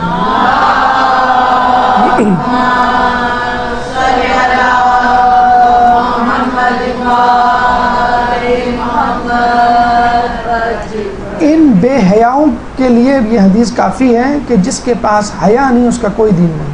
بڑے مزے سے آپ ڈراموں میں، فلموں میں عورتوں کے منہ سے اس طرح کے ڈائلاگز زبان سے ان سے نکلواتے ہیں کہ آدمی کی گردن جھک جاتی ہے شرم کے مارے کہ ضروری تھا کہ عورت کو اس طرح آپ پیش کریں اور اس سے یہ کچھ بھی بلوائیں. جب تمہیں شرم نہیں آتی تو جو چاہو کرو. ٹھیک ہے ہمارا الحمدللہ تعلق اس شعبے سے نہیں ہے، لیکن بعض اوقات ہم بھی تھوڑی سی ڈنڈی مار جاتے ہیں. ٹی وی پہ پروگرام دیکھ رہے ہوں گے، حالانکہ ہمیں اندر سے شرم محسوس ہو رہی ہوگی کہ یہ ڈرامہ، یہ پروگرام اس طرح کا ہے نہیں جو دیکھنا چاہیے. 10% صحیح، 5% صحیح، بے حیائی کا مظاہرہ ہم بھی کر رہے ہوتے ہیں کسی نہ کسی طرح. جب بچہ آ کے وہ ڈرامہ ہمارے ساتھ بیٹھ کے دیکھ رہا ہوتا تب ہمیں احساس ہو رہا ہوتا ہے. ایک صاحب تھے، ایک لڑکا تھا، مطلب نوجوان لڑکا، اس نے ہم سے پوچھا کہ سینما جانا حرام ہے؟ تو ہم نے کہا نہیں آپ جا سکتے ہیں، کوئی برائی نہیں، ڈپینڈ کرتا ہے آپ کیا دیکھنے جا رہے ہیں. انہوں نے کہا کہ میں فلم دیکھنے جا رہا ہوں. فلم دیکھنا جائز ہے؟ ہم نے کہا بالکل ٹھیک ہے، فلم دیکھنا جائز ہے، ڈپینڈ کرتا ہے آپ کون سی فلم دیکھ رہے ہیں. کہنے کیا مطلب کون سی؟ ہم انڈین فلم دیکھیں گے اور کیا دیکھیں گے. ہاں میں نے کہا ٹھیک ہے انڈین فلم دیکھنا جائز ہے لیکن ڈپینڈ کرتا ہے کون سا منظر دیکھ رہے ہیں. بہت سارے منظر ہیں اس میں، موسیقی کا منظر ہے، بے حیائی کا منظر ہے، اور ایک جو ہے وہ اپنے بابا کا ہاتھ چومتے ہوئے دکھا رہے ہیں کسی فرد کو. تو کہہ لیں گے اب میں یہ کس طرح فلم دیکھوں گا؟ بار بار اپنی آنکھیں بند کروں گا اور بار بار اپنے کانوں میں انگلیاں ٹھوسوں گا. تو ہم نے کہا بس یہی معاملہ ہے کہ جب حق کو باطل کے ساتھ اس طرح ملا دیا جائے کہ پتہ ہی نہ چلے کہ حق کیا ہے باطل کیا ہے، تو وہ زہر سے بھی زیادہ خطرناک ہو جاتا ہے. وہ حق جو باطل کے ساتھ مل جائے وہ حق سے بھی. اور یقین کیجئے ان فلموں، ڈراموں اور برائیوں میں جب تک حق کو یا سچی بات کو شامل نہ کیا جائے کوئی دیکھنے کے لیے تیار ہو ہی نہیں سکتا. آپ دیکھیں نا لوگ یہ سب پروگرامات دیکھ کے اٹھتے ہیں تو برائی لے کے اٹھتے ہیں، حالانکہ اچھائی بھی تو تھی. اچھائی تو ان کو لانے کے لیے تھی. جب وہ آتے ہیں تو اچھائی کے لیے، جب جاتے ہیں تو برائی لے کے اٹھتے ہیں. بہرحال آخر میں ہم نے ان کو یہ مشورہ دیا آپ کنفیوز نہ ہو. میں نے کہا کہ آپ ایسا کریں جب بھی فلم دیکھنے جائیں اپنی امی ابو کو ساتھ لے کے جائیں. اب وہ ایک دم سے شرمندہ ہو گیا وہ لڑکا، کیا کہہ رہے ہیں آپ؟ ہم نے کہا ٹھیک ہے آپ کو فلم دیکھنی ہے تو آپ ایسی فلم دیکھیں جس کو آپ اپنے امی ابو کے ساتھ، بہن بھائیوں کے ساتھ دیکھ سکیں. یہ ہے وہ فلم جو جائز ہوگی. کون سی فلم ہے؟ بہت ساری فلمیں. حضرت یوسف علیہ السلام پہ فلم ہے، حضرت سلیمان علیہ السلام پہ، اس میں ہیروئن بھی ہوتی ہے، ہیرو بھی ہوتا ہے، لیکن کوئی ایسے جذبات بارانگیختہ نہیں ہوتے. اور واقعی فلم دیکھنے کے بعد آپ کے ایمان میں اضافہ ہوتا ہے. وہ تو ہم نے ذہنوں میں ہمارے جسے کہتے ہیں نہا خانوں میں یہ بٹھا دیا گیا ہے. فلم کا مطلب ہی یہی ہے، ہیروئن کا مطلب ہی یہی ہے. کیا ہیروئن مریم مقدس نہیں ہو سکتی؟ وہی اصل ہیروئن ہے. ہمارے یہاں تو ہیروئن کا مطلب ہی کچھ اور کر دیا. ہیرو مولا علی نہیں ہو سکتے، وہی ہیرو ہے، اصل ہیرو تو وہی ہے. ہمارے یہاں مقصدی جسے کہتے ہیں کہ الگ کر دیا گیا ہے.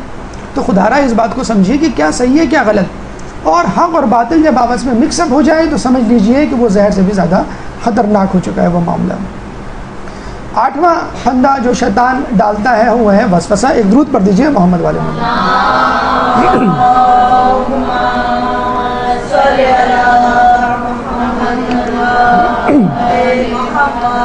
سورہ ناس کی آخری آیت میں آپ نے پڑھا ہوگا من شر الوسواس الخناس الذی یوسوس فی صدور الناس، وسواس خناس کے شر سے جو لوگوں کے دلوں میں وسوسے ڈالتا ہے، جنوں میں سے ہو یا انسانوں میں سے ہو۔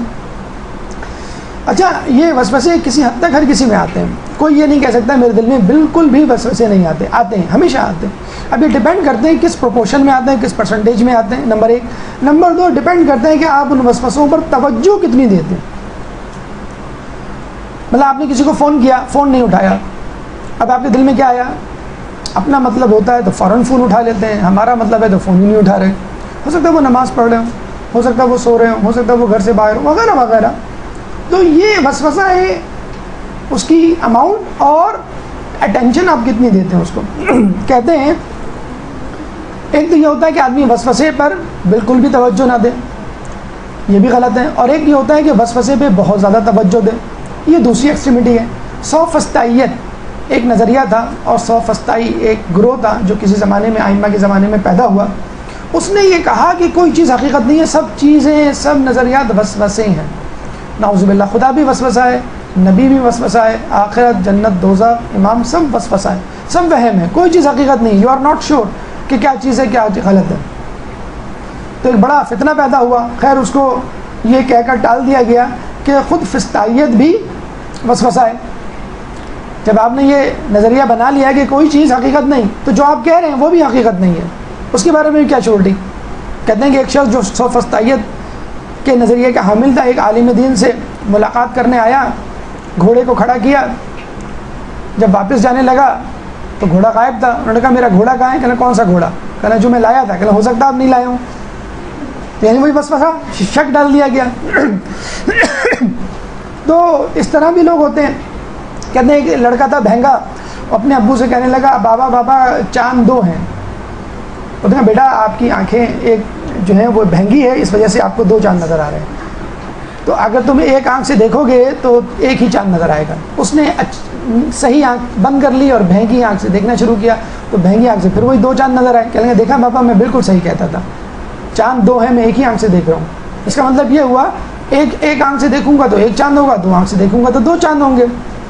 اس کے والد بڑے پریشان ہوئے، کہنے اچھا ایسا کرو تم اپنی بہنگی والی جو آنکھ ہے اس میں ہاتھ رکھو، صحیح آنکھ سے دیکھو۔ صحیح آنکھ سے دیکھا تو پھر اس کو ایک ہی چاند نظر آیا۔ اس نے کہا ہاں اب ٹھیک ہے۔ تو دیکھیں یہ آپ کے دل کا وسوسہ ہے، آپ کے اندر وسوسہ موجود ہوتا ہے، توجہ اور اس کا استعمال کیسا ہے۔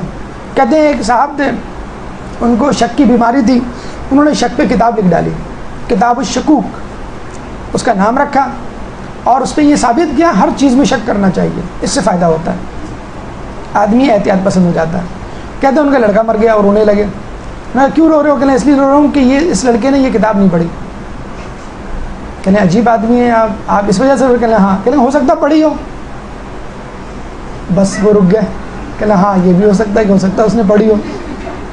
تو کہنے والے نے کہا کہ میں آپ کو ایک اور بات بتاؤں۔ کہنا کیا؟ کہنا ہو سکتا ہے آپ کا بیٹا نہ مرا ہو۔ تو اب دیکھیں، اب شک جو ہے وہ اس طرح بھی ہوتا ہے، پازیٹیو بھی جسے کہتے ہیں آپ اس کو یوز کر سکتے ہیں، تو پازیٹیو کیوں نہیں یوز کر سکتے؟ کہتے ہیں ہم کیا کہتے ہیں، خمس دیا کہ نہیں دیا؟ ہو سکتا ہے دے دیا ہو۔ ہم کیا کہتے ہیں؟ دے دیا ہو۔ وضو کیا کہ نہیں کیا؟ ہو سکتا ہے کر لیا ہو۔ نماز، ہر چیز جس میں ہماری جسے کہتے ہیں کہ چھوٹ ہو، رعایت ہو، وہ جو ہے جسے کہتے ہیں کہ ایک لڑکا تھا، وہ دکانیں ساتھ ساتھ تھیں، تو وہ پڑوس کے چاول اپنی بوری میں ڈالتا تھا۔ تو پڑوسی نے شکایت کی دکاندار سے، تمہارا لڑکا میری بوری میں سے تمہاری بوری میں چاول ڈال رہا ہے۔ تو اس نے کہا بچہ ہے، چھوڑو، معاف کرو۔ کہنا اگر بچہ ہے تو تمہاری بوری سے میری بوری میں کیوں نہیں ڈال رہا؟ تو اتنا بچہ بھی نہیں ہے۔ جیسے کہتے ہیں کہ بیوقوف ہے، اتنا بیوقوف بھی نہیں ہے۔ ہم لوگ مطلب اپنا فائدہ دیکھ رہے ہوتے ہیں، اور جب جسے کہتے ہیں کوئی ٹوکتا ہے تو ہم کہہ دیتے ہیں کہ بھئی انسان ہے، غلطی ہو جاتی ہے۔ اتنی زیادہ کیوں ہوتی ہے، یہ ہے سوال۔ وسوسے کا دیکھیں صحیح استعمال کیا ہے۔ وسوسے کو پازیٹیولی یوز کیا جا سکتا ہے۔ کیسے؟ مثلا دوسروں کے لیے حسن ظن رکھیں، اپنے لیے سوء ظن رکھیں۔ مثلا کسی نے کوئی عذر پیش کیا، آپ نے یہ کام کیوں نہیں کیا؟ سر میں درد ہو رہا تھا، جھاڑو کیوں نہیں لگائی، برتن کیوں نہیں دھوئے، ماسی کل کیوں نہیں آئی تھی، بھائی تم میری ایکسیڈنٹ ہو گیا تھا۔ حسن ظن رکھیں، ٹھیک ہے ہوا ہوگا۔ اپنے لیے سوء ظن رکھیں، یعنی فرض کر لیجئے آپ ایک نیک کام کرنے جاتے ہیں، اس پہ گھمنڈ نہ کریں کہ میں نے نماز پڑھی ہے، میں نے شب معراج کو عبادت کی ہے، میں نے روزہ رکھا ہے. شک کریں کہ پتہ نہیں قبول ہوا ہوگا یا نہیں ہوا ہوگا، خدا نے مجھے معاف کیا ہوگا کہ نہیں کیا ہوگا توبہ کرنے کے باوجود. تو دوسروں کے لیے حسن ظن اور اپنے لیے سوء ظن. اس سے کیا ہوگا؟ دوسروں کو رعایت ملے گی، دوسروں کو چھوٹ ملے گی، اور اپنی شخصیت کو بہتر بنانے میں آپ کو مدد ملے گی. مزید پرفیکشنزم کی طرف آپ جائیں گے. مثلا اگر آپ نے یہ کہہ دیا اپنے لیے حسن ظن رکھتے ہوئے کہ بھائی میں تو بڑا عالم ہوں، مجھے تو بہت آتا ہے، پھر کیا ہوگا؟ دوسرے دن آپ پڑھنا لکھنا چھوڑ دیں گے، اور دوسرے کو آپ کہیں گے نہیں یہ تو عالم نہیں ہے. عالم کو بھی لوگ کہہ دیتے ہیں عالم نہیں ہے. اس کی عزت و وقار آپ کے نزدیک کم ہو جائے گی. وہ جو مسئلے مسائل بتا رہا ہے، سکھا رہا ہے، اخلاقیات کے جو موضوعات آپ کو بتلا رہا ہے ایمان بڑھانے کے لیے، اس کا کوئی اثر نہیں ہوگا آپ کے. کیوں؟ سوء ظن رکھا ہوا ہے آپ نے.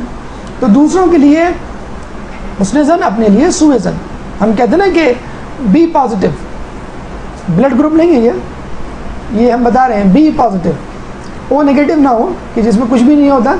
بی پازیٹیو رہیں کہ جس سے کوئی بہتری کی صورتحال ہو. اگر آپ کو آدھا گلاس پانی پیش کیا جا رہا ہے تو آپ یہ سوچیں اس میں آدھا گلاس پانی ہے، اور اگر آپ کسی کو پیش کریں آدھا گلاس تو یہ سوچتے ہوئے معاف کیجیے گا صرف آدھا ہی گلاس ہے.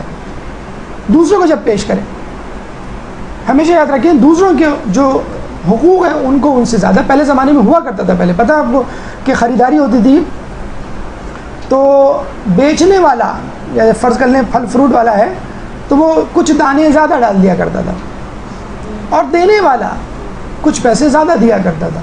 ایک زمانہ ایسا بھی گزرا ہے مسلمانوں پر کہ یا ایسے لوگ گزرے کہ احتیاطاً اس کا ہمارے اوپر کوئی حق نہ رہے. لیکن آج کل جسے کہتے ہیں کہ وہ الٹا معاملہ ہے کہ دینے والا کم دے رہا ہوتا ہے، اور جسے کہتے ہیں کہ لینے والا بھی کوشش کرتا ہے کہ میں زیادہ لے لوں. دیکھیں یاد رکھیں کہ وسوسہ جو ہے شیطان ڈالتا ہے، اور وہ اس طرح ہے کہ جیسے ہمارے خون میں گھوم رہا ہے. ایک دفعہ رسول خدا جناب صفیہ کے ساتھ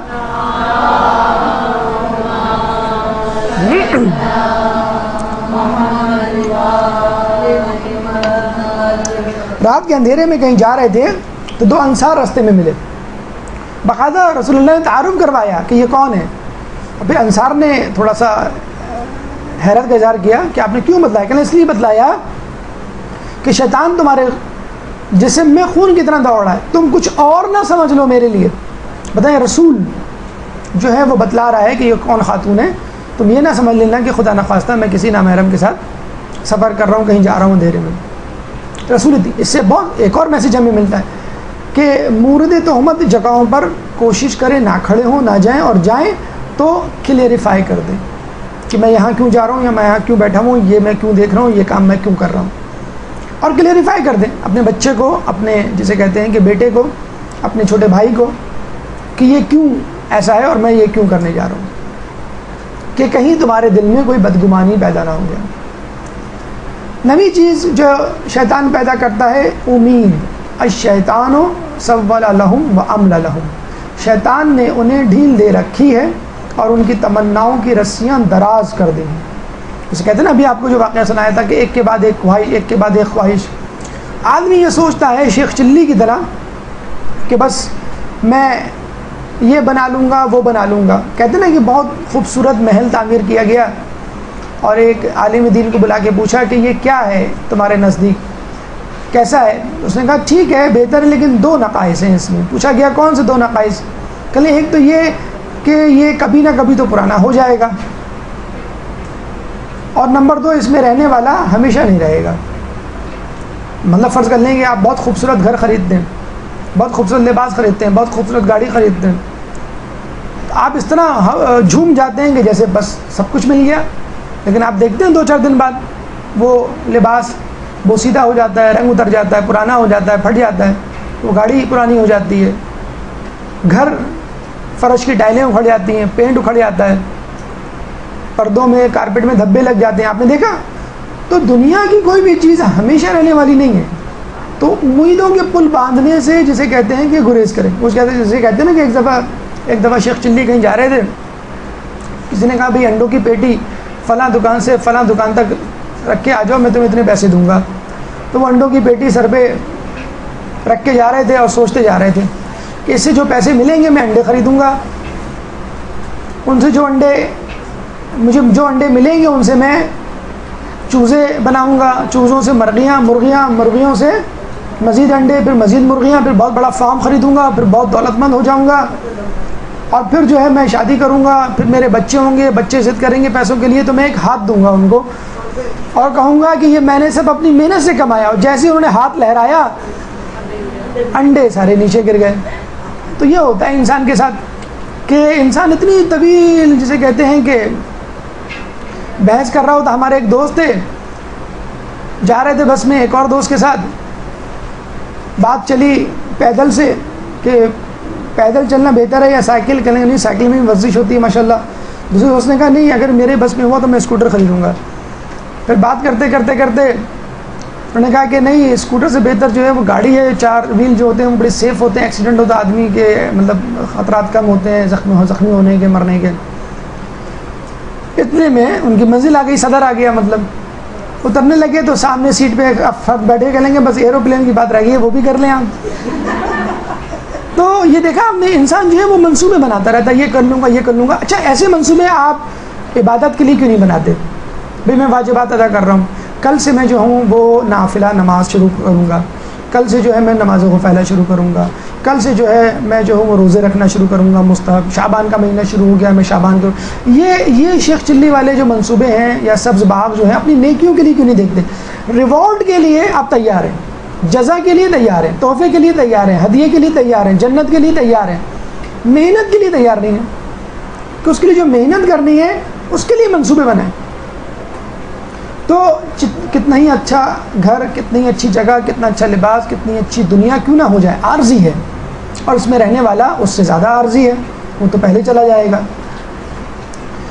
10ویں اہم چال، 10واں اہم پھندا جو شیطان ڈالتا ہے وہ ہے استغفار بھلا دینا. ایک درود پڑھ دیں.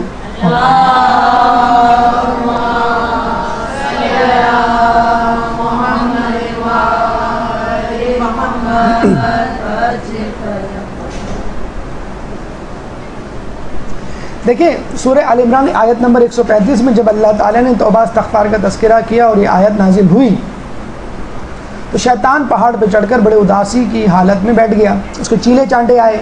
کہا کیوں اداس ہو؟ اس نے کہا کہ قرآن کی ایک ایسی آیت اتری ہے جس کے بعد میں نا امید ہو گیا ہوں. کہتے ہیں کیوں؟ کہتے ہیں توبہ استغفار کی آیت. اب ہم انسان کو کتنا ہی بہکا دیں، at the end of the day, in the last جو ہے وہ توبہ کر لے گا. تو ساری محنت ہماری اکارت گئی. سب لوگ سر جوڑ کے بیٹھ گئے کہ ہاں واقعی بات تو آپ نے صحیح کی ہے. یہ توبہ ایک ایسا ہتھیار ہے کہ جس کو استعمال کر کے انسان شیطان کی جال کاٹ سکتا ہے. یہ ایک ایسی چھری ہے، یہ ایسا چاقو ہے، یہ ایسی تلوار ہے کہ جس سے آپ شیطان کے پھندے بڑا آسانی کاٹ سکتے ہیں، پھنسنے کے بعد بھی. یعنی گناہ کرنے، توبہ ہمیشہ گناہ کی بات ہوتی ہے، تو گناہ کے بعد بھی تو شیطان بڑا فائدہ ہوا، بڑا پریشان ہوا کہ اتنے پھندے بنانے کا فائدہ کیا ہوا. تو اس میں ایک شیطان تھا وسواس خناس، غالباً یہ وہی شیطان تھا جس کا ذکر جو ہے وہ سورہ ناس میں آیا ہے. اس نے یہ عجیب ترکیب بتائی. کیا کہا؟ میں ان سے وعدہ کروں گا، انہیں امیدیں دلاؤں گا، وہ گناہ میں پڑ جائیں، جب وہ گناہ میں پڑ جائیں گے تو انہیں استغفار بھلا دوں گا. دیکھیں ہمیشہ یاد رکھیں، مولانا علی کا بڑا اچھا قول ہے، to delay is to lose. تاخیر جو ہے وہ محرومی ہے. تین لفظوں پر مشتمل. دیکھیں قول ہے، کتنا خوبصورت قول ہے. تاخیر محرومی ہے. جو آدمی تاخیر کرتا ہے، اکثر فجر کی نماز میں یہ ہوتا ہے ہمارے ساتھ، ابھی اٹھتا ہوں اور 5 منٹ 10 منٹ 15 منٹ کا اسپیل لے کر آپ فجر کی نماز قضا کر دیتے ہیں. تو تاخیر کرنے کے بعد انسان کے پاس وقت نہیں رہتا. دیکھیں ایک شخص تھا، یہ ہمیشہ یاد رکھیں، اکثر لوگ کہتے ہیں کہ ابھی تو عمر پڑی ہے اور علم بھی حاصل کر لیں گے، توبہ بھی کر لیں گے، نمازیں بھی پڑھ لیں گے، خمس بھی دے لیں گے، حج بھی کر لیں گے، ابھی تو عمر پڑی ہے، ابھی تو ہمیں فی الحال جاب کرنا ہے، روزگار کمانا ہے، ابھی تو ہمیں پڑھنا ہے، مثلا ہمیں تو فلاں فرض کر لیں یہ کرنا ہے وہ کرنا ہے. جو کرنٹ جاب ہوتی ہے اس کو آپ امپورٹنس دے رہے ہوتے ہیں اور باقی کاموں کو ایک سائڈ پہ رکھ دیتے ہیں. کہتے ہیں کہ ایک شخص کا انتقال ہونے لگا لیکن کلمہ نہیں نکل رہا تھا زبان سے. اور جان روح جو ہے اس کی نہیں نکل رہی تھی. اور ہمارے یہاں بڑا برا سمجھا گیا ہے کہ اگر کوئی شخص کی حالت نزاع یعنی موت کی حالت بہت طویل ہو جائے اور بڑی مشکل سے اس کو موت آئے, گھبرا کر عالم دین کے پاس گئے, وہ واپس آئے, کہنے لگے کہ ایک کمرے میں لے جا کر ان بچوں سے پوچھا, جب وہ سمجھ گئے کہ اس کی جان اتنی آسانی سے نہیں نکلے گی, ایک کمرے میں لے جا کر بچوں سے پوچھا کہ تمہارے والد کو اپنی زندگی میں کون سا کام پسند تھا؟ کہیں گے ہمارے والد کاروباری آدمی تھے, دکان تھی, دکان سے واپس آتے تو جو کچھ کما کے لاتے اس کو مٹھی میں رکھتے اور دونوں ہاتھوں کو ملا کر سکوں کو کھنکھناتے, تو سکوں کے کھنکھنانے سے جو جھنکار پیدا ہوتی وہ ان کو بڑا لطف دیتی, بڑے خوش ہوتے تھے. وہ کان کے پاس لے جا کر سکوں کو کھنکھناتے تھے. دولت کی کھنک تھی, جو چمک تھی, وہ ان کو بڑی پسند تھی. عالم دین نے کہا کہ بس ان کے کان کے قریب انہی سکوں کو لے جا کر تم کھنکھناؤ. تو اس کے بیٹے انہی سکوں کو لے جا کر اس کے باپ کے پاس, وہ تو بیچارہ بالکل حالت نزاع میں تھا, لے گیا اور کھنکھنانے. اس کی جھنکار سے اس شخص کے چہرے پر مسکراہٹ آئی اور اسی وقت اس کی روح قبض ہو گئی. تو ہمیشہ یاد رکھیے, اگر آپ آج گناہ گار ہیں تو کل نیک نہیں بنیں گے. اگر آج آپ نماز تاخیر سے پڑھ رہے ہیں تو کل بھی نہیں پڑھیں گے. اگر آج آپ جسے کہتے ہیں جھوٹ بول رہے ہیں اور اس امید پہ بول رہے ہیں کل میں نہیں بولوں گا, تو بھول جائیں آپ جسے کہتے ہیں کہ ڈگر پہ آج ہیں, آپ کل بھی رہیں گے اگر آپ نے آج سے کوشش نہ کی. ہمارے ایک دوست نے زیارت پہ گئے اور کہنے لگے کہ باقی زیارتیں تو ٹھیک ہوئی, نعوذ باللہ مولا علی کی زیارت جو ہے اس میں مجھے اتنا وہ مزہ نہیں آیا جتنا آنا چاہیے تھا. تو ہم نے بڑا قریدا ان کو پوچھا ان سے کیوں, کیا مسئلہ تھا؟ پھر انہوں نے بہت سوچ بچار کے جواب دیا, میرا قلب متوجہ نہیں تھا. کیوں کہ اتفاق سے اس زیارت میں نجف اشرف میں بڑے اچھے وہاں پہ ابھی ماشاء اللہ آپ گئے ہوں گے, آپ زیارت میں بڑے اچھے ہوٹلز بن رہے ہیں, بڑے 5 اسٹار قسم کے نا. لوگ ہوٹلوں میں بیٹھے رہتے ہیں زیارت کرنے, نعوذ باللہ جو ہے کم جاتے ہیں. تو وہ بتا رہے تھے کہ ہمارے یہاں ہوٹل میں ماشاءاللہ ہیٹر, اے سی, بوفے, اتنی شاندار فیسلٹیز تھیں کہ اکثر کبھی نہ کبھی تاخیر ہو جاتی. اکثر ہم جو ہے وہ حرم سے آتے کہ کھانا کھا کے واپس جائیں گے تو پتہ چلا کہ چائنیز بوفے لگا ہوا ہے ہوٹل میں, اور خوب جسے کہتے ہیں سیر ہو کے کھایا, سیر ہونے کے بعد چلو تھوڑا سا سو جاتے ہیں, کل صبح جائیں گے. پتہ چلا کہ وہ فجر کی نماز بھی قضا ہو گئی, سوتے رہ گئے. تو کیا دیکھیں وہی بسیار خوری, وہی آرام طلبی جو آپ کو کراچی میں تھی, آپ کیا سمجھتے ہیں زیارت میں جا کے وہ ختم ہو جائے گی؟ یہاں پہ جو دعوتوں میں دھکم پیل ہوتی ہے وہی آپ کو حج پہ بھی نظر آئے گی. تو کیا وہاں جا کے آپ ایک دم سے مطلق نہیں, تیاری آپ کو یہیں سے کرنی ہے. دیکھتے ہیں نا ابھی حج پہ جانے سے پہلے لوگ جو ہیں وہ جاگرس پہن کے جاگنگ کر رہے ہوتے ہیں, کیوں حج پہ بہت پیدل چلنا ہے اس لیے ہم جاگنگ کر رہے ہیں. ٹھیک ہے یہ کام آئے گا آپ کو, تو آپ یہ نہ سمجھیں کہ آج میں غلط ہوں کل میں ٹھیک ہو جاؤں گا, یا ابھی 2-4 سال تک میں جاب کر رہا ہوں مصروف ہوں, انشاءاللہ 5 سال بعد آپ کو یہ ایسا شخص بتلا دیجئے جس نے یہ کہا ہو کہ میں بڑا مصروف ہوں کاروبار میں یا کسی اور کام میں, انشاءاللہ 5 سال بعد میں جو ہوں حج کروں گا یا یہ کام کروں گا. کچھ بھی نہیں ہوتا. وہ مصروفیت سے کہتے ہیں اللہ تعالیٰ ان کو اسی دلدل میں مصروفیت میں چھوڑ دیتا ہے کہ وہ ہمیشہ یہی کہتے رہ جاتے ہیں کہ میں بہت مصروف ہوں. تو جو بھی کام آپ کے اوپر پڑا ہوا ہے کم از کم نیت کر لیں, کم از کم اس کو کیلکولیٹ کر لیں, کم از کم دینا شروع کر دیں قسطوں میں. حج ہے تو چلے ٹھیک ہے, آپ نیت تو شروع کریں, آپ کیسٹ سننا شروع کریں, درس میں جانا شروع کریں, کچھ ایک اسٹیپ تو بڑھائیں, کچھ اقدام تو کریں جس سے لگے کہ آپ تیاری کر رہے ہیں. 11واں بندہ یہ وہ آگ ہے جس میں ہم روزانہ جلتے ہیں اور ہمیں پتہ نہیں ہوتا, اور جب ہم دیکھتے ہیں تو یا اللہ کہہ کے ہمارے منہ جو ہیں وہ کھلے رہ جاتے ہیں. کھیل تماشے, ٹی وی, انٹرنیٹ, موبائل, گپ شپ, خواب یعنی خواہش ہے, گھنٹوں بیٹھے ہم اپنا وقت ضائع کرتے ہیں. غفلت, یہی ہے غفلت. غفلت یہ تھوڑی کہ آپ کفر میں مبتلا ہو جائیں, غفلت یہ ہے کہ نیکیوں کی طرف سے توجہ ہٹ جائے. کتنے ہی لوگ ایسے ہیں, افسوس کے ساتھ کہنا پڑتا ہے, پوری رات جاگ کے گزار دیں گے, نماز شب کی توفیق نہیں ہوتی ان کو. رمضانوں میں استغفر اللہ ہم نے کئی کیسز ایسے سنے جو بیچارے روزے کے لیے رات بھر جاگتے ہیں, روزہ رکھتے ہیں, سحری کرتے ہیں اور سو جاتے ہیں, نماز فجر تک قضا کرتے ہیں اپنی. تو کیا غفلت, توجہ نہیں ہے آپ کی.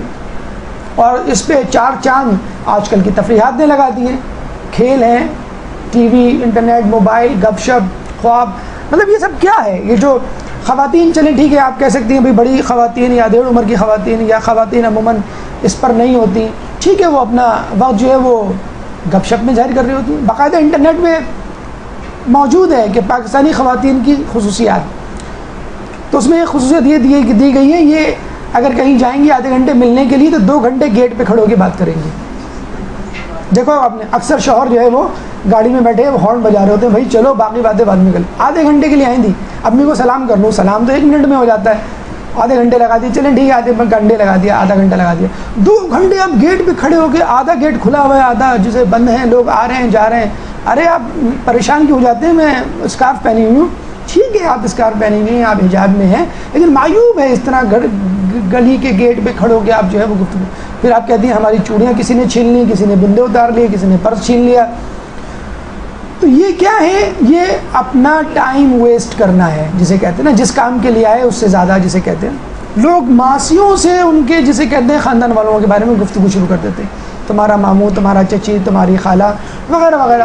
تو اگر آپ جسے کہتے ہیں کہ آپ ان میں نہیں انوالو ہیں تو آپ گپ شپ, ہر کسی کا ایک ویک پوائنٹ ہے, ایک کارنر ہے جہاں وہ اپنا ٹائم ضائع کر رہا ہوتا ہے. ابھی پچھلے دنوں اچھا ایک دو ہوتا ہے کہ ٹائم ضائع کرنا, ایک ہوتا ہے ٹائم اس طرح ضائع کرنا کہ وہ گناہ میں تبدیل ہو جائے. دیکھیں فطری بات ہے, میں آپ کو مثال دوں, اگر آپ کسی سے ملنے جاتے ہیں, آپ نے دیکھا ہوگا 5-10 منٹ بڑے اچھی طرح گزرتے ہیں, 15 منٹ بعد وہ تمہاری پھوپھی کا کیا حال ہے, بس اچھا انہوں نے پھوپھی کا حال سنایا, اچھا تم اپنی خالہ کو سناؤ, وہ سنا ہے کہ وہ فلاں کے بارے میں یہ کہہ رہی تھی.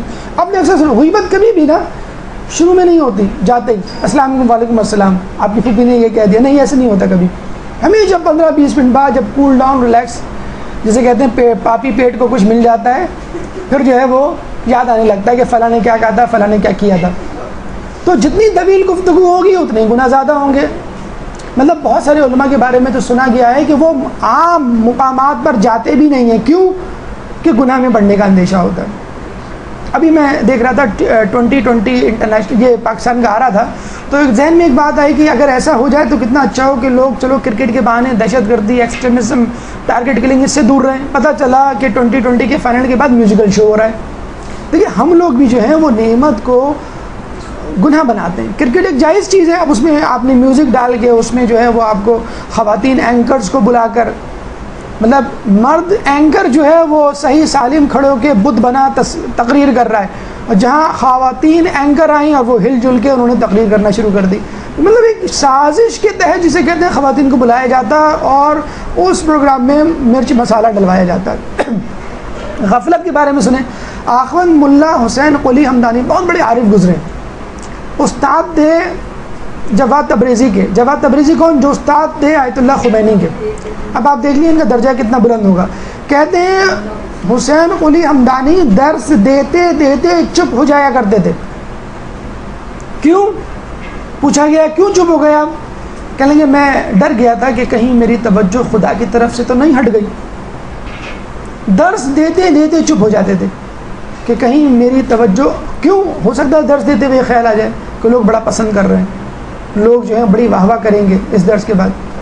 تو ایک نئے کام کرتے کرتے بھی آدمی رک جائے کہ کہیں میں اللہ کی طرف سے, اس کی توجہ کی طرف سے, اس کی التفاع کی طرف سے ہٹ تو نہیں گیا. تو ہماری غفلت کس نہج کی ہوگی؟ خود پسندی.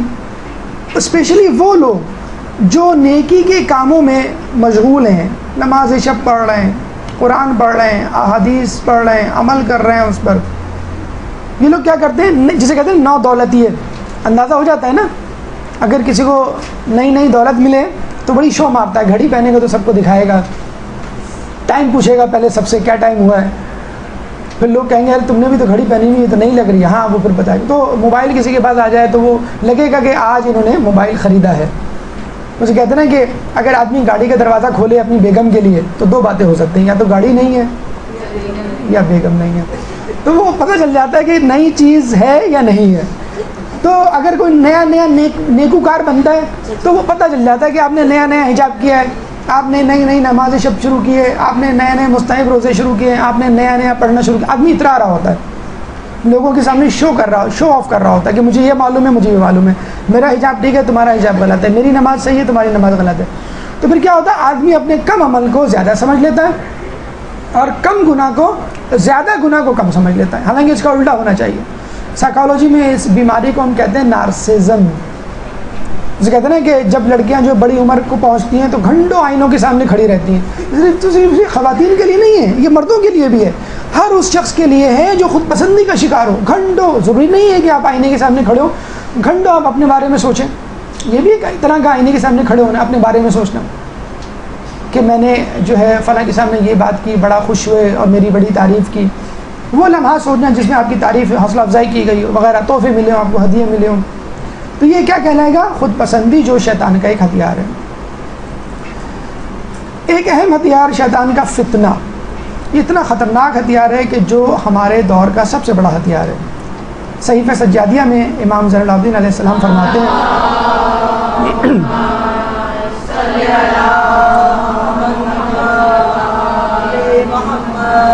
اگر شیطان انہیں تیری عبادت سے نہ بہکاتا تو پھر کوئی شخص تیری نافرمانی نہ کرتا.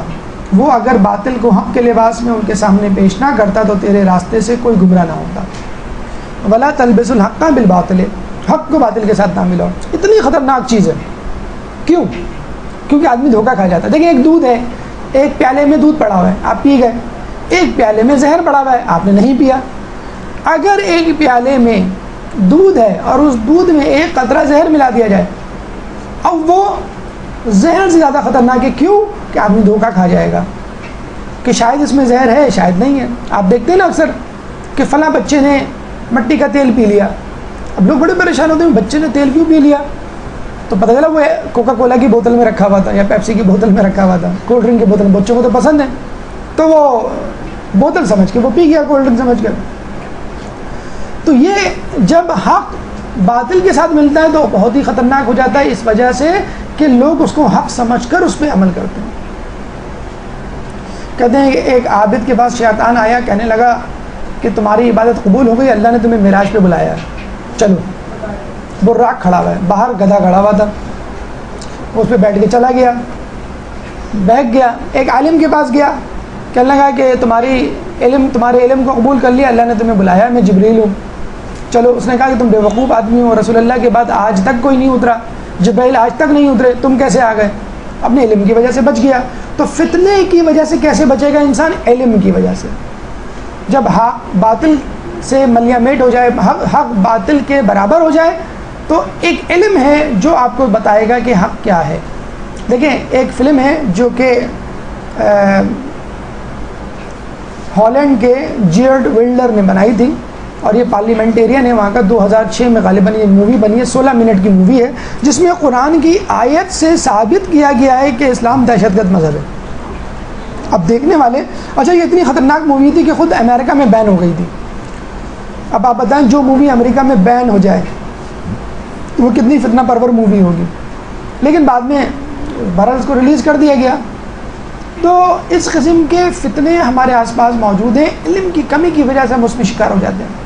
اور آج کل کے دور میں فتنہ ہی، جیسے میں نے آپ کو بتایا موویز کی مثال دی کہ آج کل موویز پیش کی جا رہی ہیں، ٹی وی کے ٹاک شوز آ رہے ہیں کہ موسیقی کس طرح جائز ہے، سزائے موت کس طرح غلط ہے، پردہ کس طرح جو ہے وہ دقیانوسی چیز ہے جو آج کل نہیں ہونا چاہیے جدید دور میں، وغیرہ وغیرہ. تو یہ ہے سب سے خطرناک چیز، فتنہ، جو حرام اور گناہ سے زیادہ خطرناک ہے. فتنوں کے دور میں آپ کو کس طرح رہنا ہے، مولا علی نے 1400 سال پہلے ہمیں بتا دیا. فتنوں و فساد کے دور میں اس طرح رہو جس طرح 2 سال کی اونٹنی کا بچہ ہوتا ہے کہ اس کی پشت سواری کے قابل ہوتی ہے اور نہ اس کے دھونے کے لائق تھن ہوتے ہیں.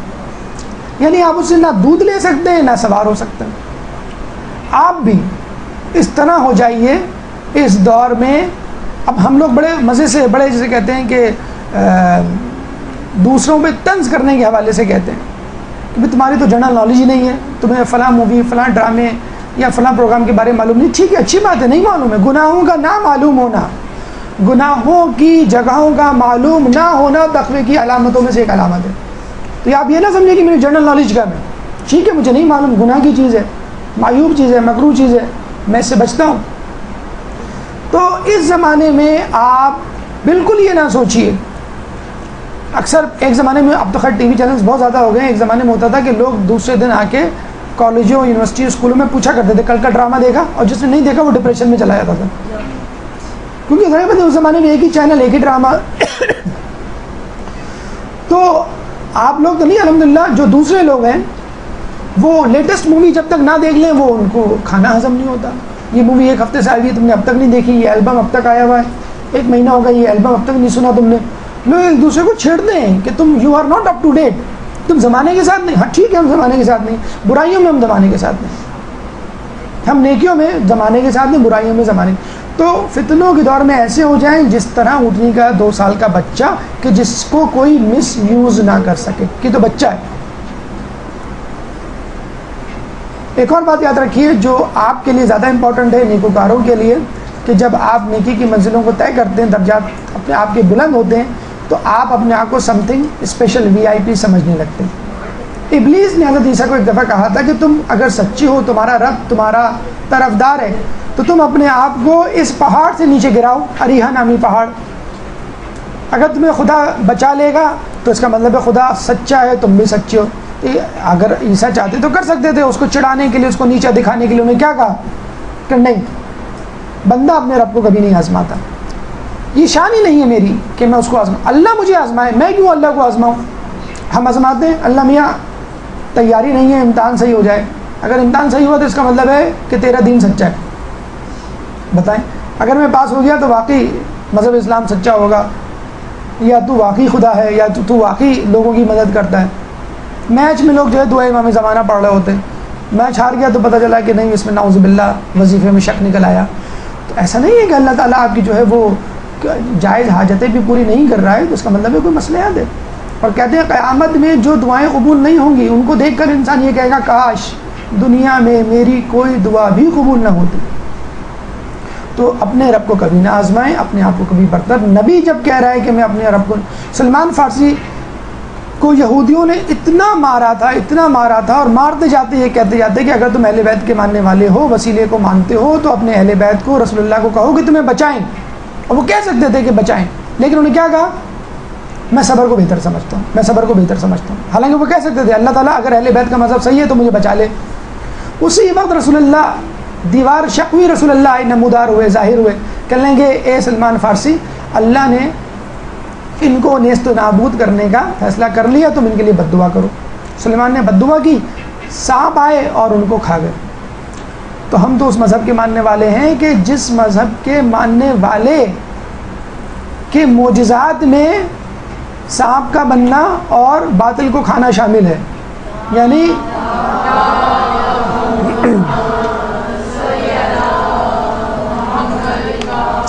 جو معجزات نبیوں سے ہوتے تھے وہ اہل بیت کے ماننے والوں سے ہو سکتے ہیں، اگر ہم حقیقی طور پہ اہل بیت کے ماننے والے بنیں. شیطان کے خلاف ہتھیار مختصر طور پہ ذہن میں رکھ لیجئے، صدق نیت ہر کام میں رکھیے، کثرت تسبیح، مومنین کے لیے وہی پسند کریں جو آپ کو پسند ہے، صبر سے کام لیجئے جیسے سلمان فارسی نے صبر سے کام لیا، رزق پر توکل کیجیے، یعنی جو آپ کو دیا گیا ہے توکل کیجیے، حرص لالچ میں نہ پڑیے، زیادتی کی لالچ میں آپ جو ہے گناہ میں مبتلا ہو جائیں گے. پہلے کہا کرتے تھے اوپر کی کمائی، اب یہ اوپر کی کمائی زیادہ ہے اور نیچے کی کمائی کم ہے، یعنی بیسک پہ کم ہے اور اوپر کی کمائی زیادہ ہے. تو اپنی جاب سے محبت کیجیے، اپنی سیلری سے محبت نہ کیجیے، تو خود بخود پریکٹیکلی بھی آپ کے جسے کہتے ہیں رزق میں اضافہ ہو جائے گا. تو یہ وہ شیطان کے پھندے تھے اور یہ وہ ہتھیار ہیں اور یہ وہ حکمت عملیہ ہیں جو ہمیں شیطان کے مقابلے میں آزمانی ہیں. اللہ تعالیٰ سے دعا ہے کہ ہمیں شیطان کے حملوں سے بچنے کی توفیق عطا فرما، امام کے ظہور میں تعجیل فرما اور ہمیں ان کے جانثاروں میں شامل فرما. اس درس سے متعلق اگر آپ کے ذہن میں کوئی سوال ہو تو مختصر سا 1 یا 2 سوال اگر آپ چاہیں تو کر لیں، کیونکہ وقت جو ہے وہ ختم ہو چکا ہے.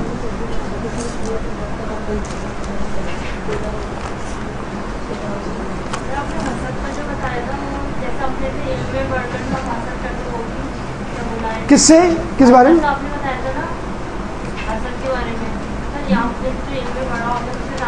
جی جی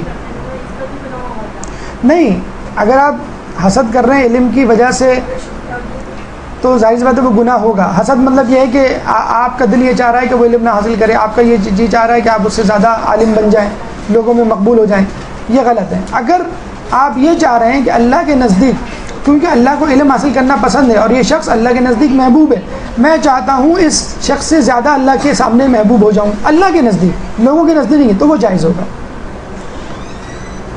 وآخر دعوانا الحمدللہ رب العالمین. ایک درود پڑھ دے محمد والے محمد. شورا کے موقع پر جب ابن عباس سے پوچھا گیا, یا شورا کے بعد خلافت کے حوالے سے, تو لوگوں نے حسد کے حوالے سے گفتگو کی, تو انہوں نے بڑی اچھی بات کی. کہا کہ ہم وہ لوگ ہیں جن سے حسد کیا گیا, کیونکہ ہم ابن آدم یعنی آدم علیہ السلام کی اولاد میں سے ہیں, تو اس میں تعجب کی کیا بات. تو حسد جو ہے وہ نسل در نسل چلا. آدم علیہ السلام سے کیا گیا, انبیاء سے کیا گیا, انبیاء کے اولیاء, اوصیاء اور ان کے وزیروں جانشینوں سے کیا گیا, اس کے بعد آنے والے ائمہ سے کیا گیا. اور ائمہ کے دور میں جو لوگ یہ سمجھتے تھے کہ امام کی موجودگی سے ان کے مرتبے, فضیلت, منصب میں کچھ کمی آ رہی ہے اور لوگ ان کو وہ توجہ نہیں دے رہے جو دینا چاہیے, تو وہ امام سے حسد میں مبتلا ہو گئے. مثلا ہمارے نوے امام تقی علیہ السلام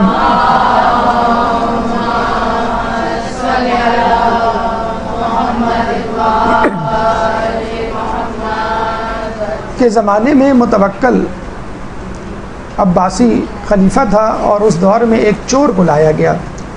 چور کی سزا ہاتھ کاٹنا ہوتی ہے, لیکن کسی نے اس کو کہا کہ تم جو ہے امام تقی علیہ السلام کا بھی مشورہ لے لو.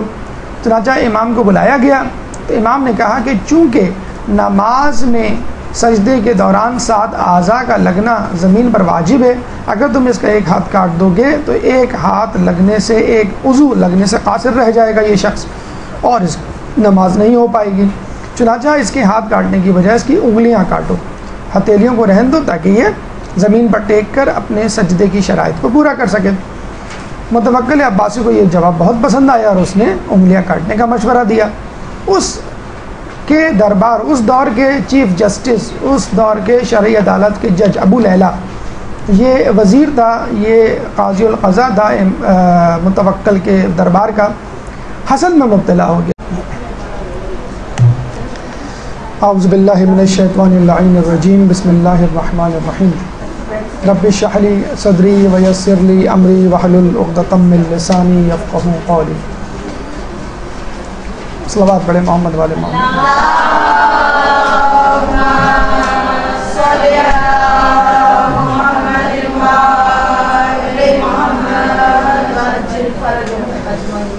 اس سے پہلے ہمارا ایک درس شیطان کے پھندے آپ کے سامنے پیش کیا گیا تھا, اور وہ درس ادھورا رہ گیا تھا. آج اسی درس کو آگے بڑھاتے ہوئے اس کا حصہ دویم یا پارٹ 2 آپ کے سامنے پیش کیا جا رہا ہے. اور اس پہلے درس میں شیطان کے پھندے کے حوالے سے جو دیا گیا تھا, اس میں فقط ایک ہی پھندا یا ایک ہی طریقہ کار شیطان کا آپ کے سامنے پیش کیا گیا تھا, اور اس سے پہلے شیطان کے حوالے سے قرآنی آیات, روایات, حکایات, تھوڑا سا تعارف شیطان کا آپ کے سامنے رکھا گیا. تو پہلا پھندا جو آپ کے سامنے پیش کیا گیا تھا وہ تکبر کے حوالے سے تھا, اور آپ سے یہ کہا بھی گیا تھا, پوچھا بھی گیا تھا کہ اگر ہمیں شیطان بہکاتا ہے تو شیطان کو کس نے بہکایا. تو جواب تھا شیطان کو اس کے نفس امارہ نے بہکایا, اور نفس امارہ میں بھی تکبر یعنی عقل کی بیماری, عقل کی زیادتی نے اس کو بہکایا. تو اتنا خطرناک مرض ہے غرور و تکبر کہ جس کے جھانسے میں آ کر شیطان جو ہے وہ شیطان بن بیٹھا. دوسرا پھندا اور اس کے بعد آنے والے مزید پھندے انشاءاللہ ہم آپ کے سامنے گوش گزار کرنے والے ہیں. تو آئیے شیطان کے بقیہ پھندوں کی طرف چلتے ہیں. درود پڑھ دیں محمد والے محمد.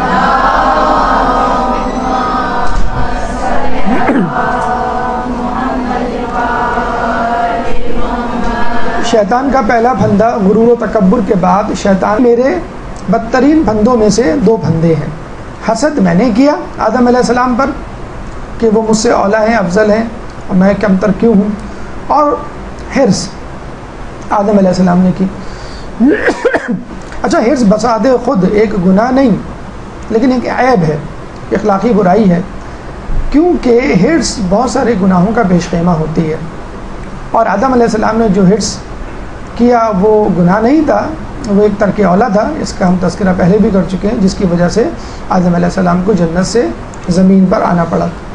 تو ہرس بذات خود بری چیز نہیں، لیکن چونکہ ہرس انسان کو مختلف گناہوں کی طرف، حرام کی طرف لے جاتی ہے، اس لیے بری ہے۔ حسد کے حوالے سے آپ کو معلوم ہے کہ خود شیطان کا واقعہ تفصیل کے ساتھ تاریخ میں درج ہے، اور آپ بھی اس واقعے سے واقف ہیں کہ حسد اور غرور کتنی بڑی برائیاں ہیں۔ غرور سمجھ لیجئے ایک سپیورٹی کمپلیکس کا آؤٹ کم ہے، کہ اگر کوئی انسان سپیورٹی کمپلیکس میں مبتلا ہو کہ میں بہت کچھ ہوں، میں سب سے افضل ہوں، سب سے بہتر ہوں، سب مجھ سے کمتر ہیں، لک ڈاؤن اپاؤن، حقارت سے دیکھنا، تحقیر کرنا لوگوں کی شروع کر دے سپیورٹی کمپلیکس میں، تو وہ غرور کہلائے گا۔ اور اگر کوئی شخص انفیریورٹی کمپلیکس میں مبتلا ہو کہ میں فلاں سے کمتر ہوں، یہ چیز اس کو حسد کی طرف لے جاتی ہے، یعنی اپنے آپ کو برتر سمجھنا غرور کی طرف لے جاتا ہے، اور اپنے آپ کو کسی خاص شخصیت سے کمتر سمجھنا۔ اچھا، کمتر سمجھ کر اپنے آپ میں عجز و انکساری پیدا کرنا ایک الگ بات ہے، لیکن کمتر ہونے کے باوجود آدمی دعویٰ کرے کہ نہیں میں اس سے برتر ہوں، یہ چیز اس کو حسد کی طرف لے جاتی ہے۔ جیسے شیطان، پہلے اس نے تکبر کیا، کیوں؟ وہ یہ سمجھ رہا تھا کہ میں افضل ہوں، لیکن جب اس کو بعد میں احساس ہو گیا کہ آدم ہی افضل ہے، تو پھر اس نے آدم سے حسد کرنا شروع کر دیا۔ اور یہ حسد کہتے ہیں کہ نسل در نسل چلا، شیطان کی اولاد میں بھی اور آدم کی اولاد میں بھی۔ اور اس نے کہا اپنے دوست احباب کو کہ اس شخص کی وجہ سے، یعنی امام کی وجہ سے اس کو اہانت کا سامنا کرنا پڑا ہے، چنانچہ وہ اس کا بدلہ ضرور لے گا، اور امام کو نعوذ باللہ ان کے منطقی ان کے انجام تک پہنچائے گا۔ اور اس نے یہ بھی کہا کہ میں یہ سمجھتا ہوں کہ جو امام کے لیے قتل کی سازش تیار کرے گا وہ نامراد ہوگا، جہنم میں جائے گا، لیکن چونکہ میری اہانت ہوئی ہے لہٰذا میں اس کا بدلہ ضرور لوں گا۔ دیکھا آپ نے، حسد کتنی بڑی برائی، بیماری ہے کہ انسان کو معلوم ہوتا ہے کہ میں غلط کر رہا ہوں، لیکن بس اپنی دل کی آگ کو بجھانے کے لیے، اپنی دل کو ٹھنڈک دینے کے لیے آدمی یہ کام کرتا ہے۔ چنانچہ ابو لیلہ جو ہے متوکل عباسی کے پاس گیا اور کہنے لگا آپ کو معلوم ہے کہ جس شخص کے فیصلے کو آپ نے قبول کیا اور میرے فیصلے پر مقدم کیا، یہ وہ شخص ہے جو آپ کے خلاف بغاوت کے لیے تیاریاں کر رہا ہے، اور اس نے کافی حلقہ احباب اپنے ارد گرد جمع بھی کر رکھا ہے، اور آپ نے اس کی حوصلہ افزائی کر کے مزید اضافے کا، جسے کہتے ہیں کہ ایک شاہراہ کھول دی ہے، اور لوگ جوک در جوک اس کے حلقہ احباب میں شامل ہونا شروع ہو جائیں گے۔ ان قریب آپ کے خلاف بغاوت کا علم بلند ہونے والا ہے۔ متوکل نے یہ سنا تو امام کو زہر دے کے شہید کروا دیا۔ اسی طرح کا حسد ہمیں آج کل کے زمانے میں پروفیشنل جیلسی کی اصطلاح کے طور پہ نظر آتا ہے، کہ ایک ڈاکٹر دوسرے ڈاکٹر سے حسد کرتا ہے، ایک پیشنٹ اگر کسی ڈاکٹر کے سامنے دوسرے ڈاکٹر کی اچھائی بیان کر دے تو وہ پسند نہیں کرتا، ایک استاد دوسرے استاد سے حسد کرتا ہے۔